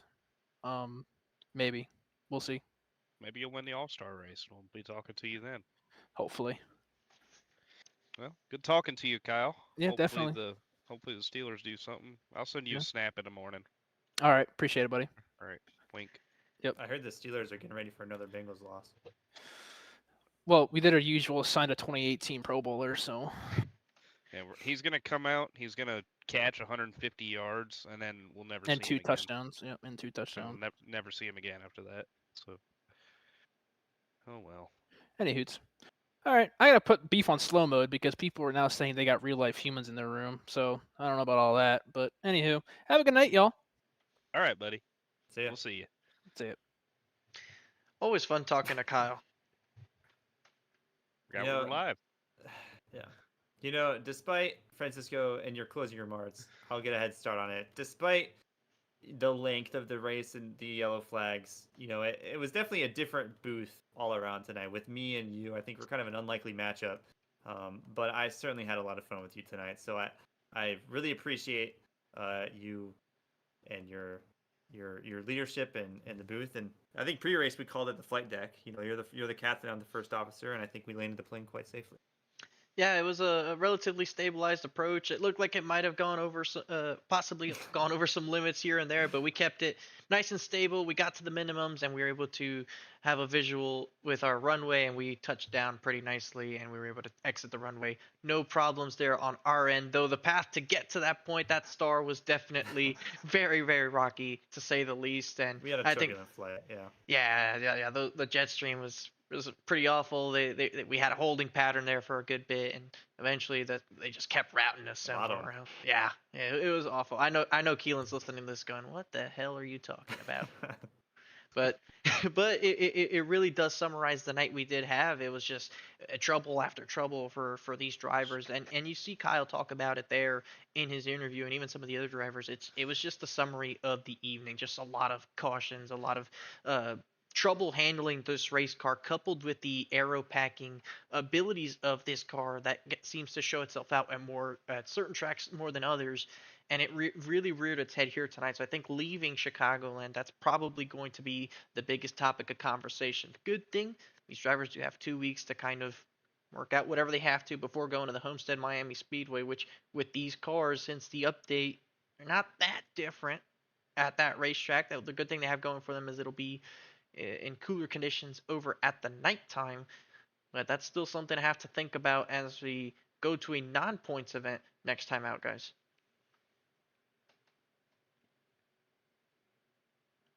Well, I'm looking forward to it, and I think despite the long break that we're about to see here, I think the All-Star race is going to be a fun event overall, and the people who are going to be involved in it, you know, some of us in the broadcast booth are tend to step in for those events, and I think it's going to be a lot of fun. And I think Kenneth might be the most popular driver if he decides to step in behind the steering wheel that weekend. I think that's going to be a lot of fun. But I certainly will miss over the holiday break. This series and coming here every week, and I certainly wish everybody in the league have very happy holidays with their families and anyone who they're able to spend a lot of loving time with and enjoy the winter months. And we'll see everybody on January 7th for the next points race. And Charlie, if the Homestead truck race we did on Monday night is any indication of what's to come, I think me and you are going to have a heck of a battle for like 17th in the Open. That's going to be so fun. I think I was making you a little bit nervous. Francisco, I don't think you caught it on the broadcast, but Charlie, he took 2 tires on his last stop and came out like 7 seconds behind me, but he pitted like probably 20 laps after me, and he was hounding me down in the closing laps. And then we got to the white flag, and he was like 1.3 seconds back, and I was like, oh, I think I got it, and I barely got him to the line. And that position, that was for a spot in the overall standings, and I ended up beating him. So.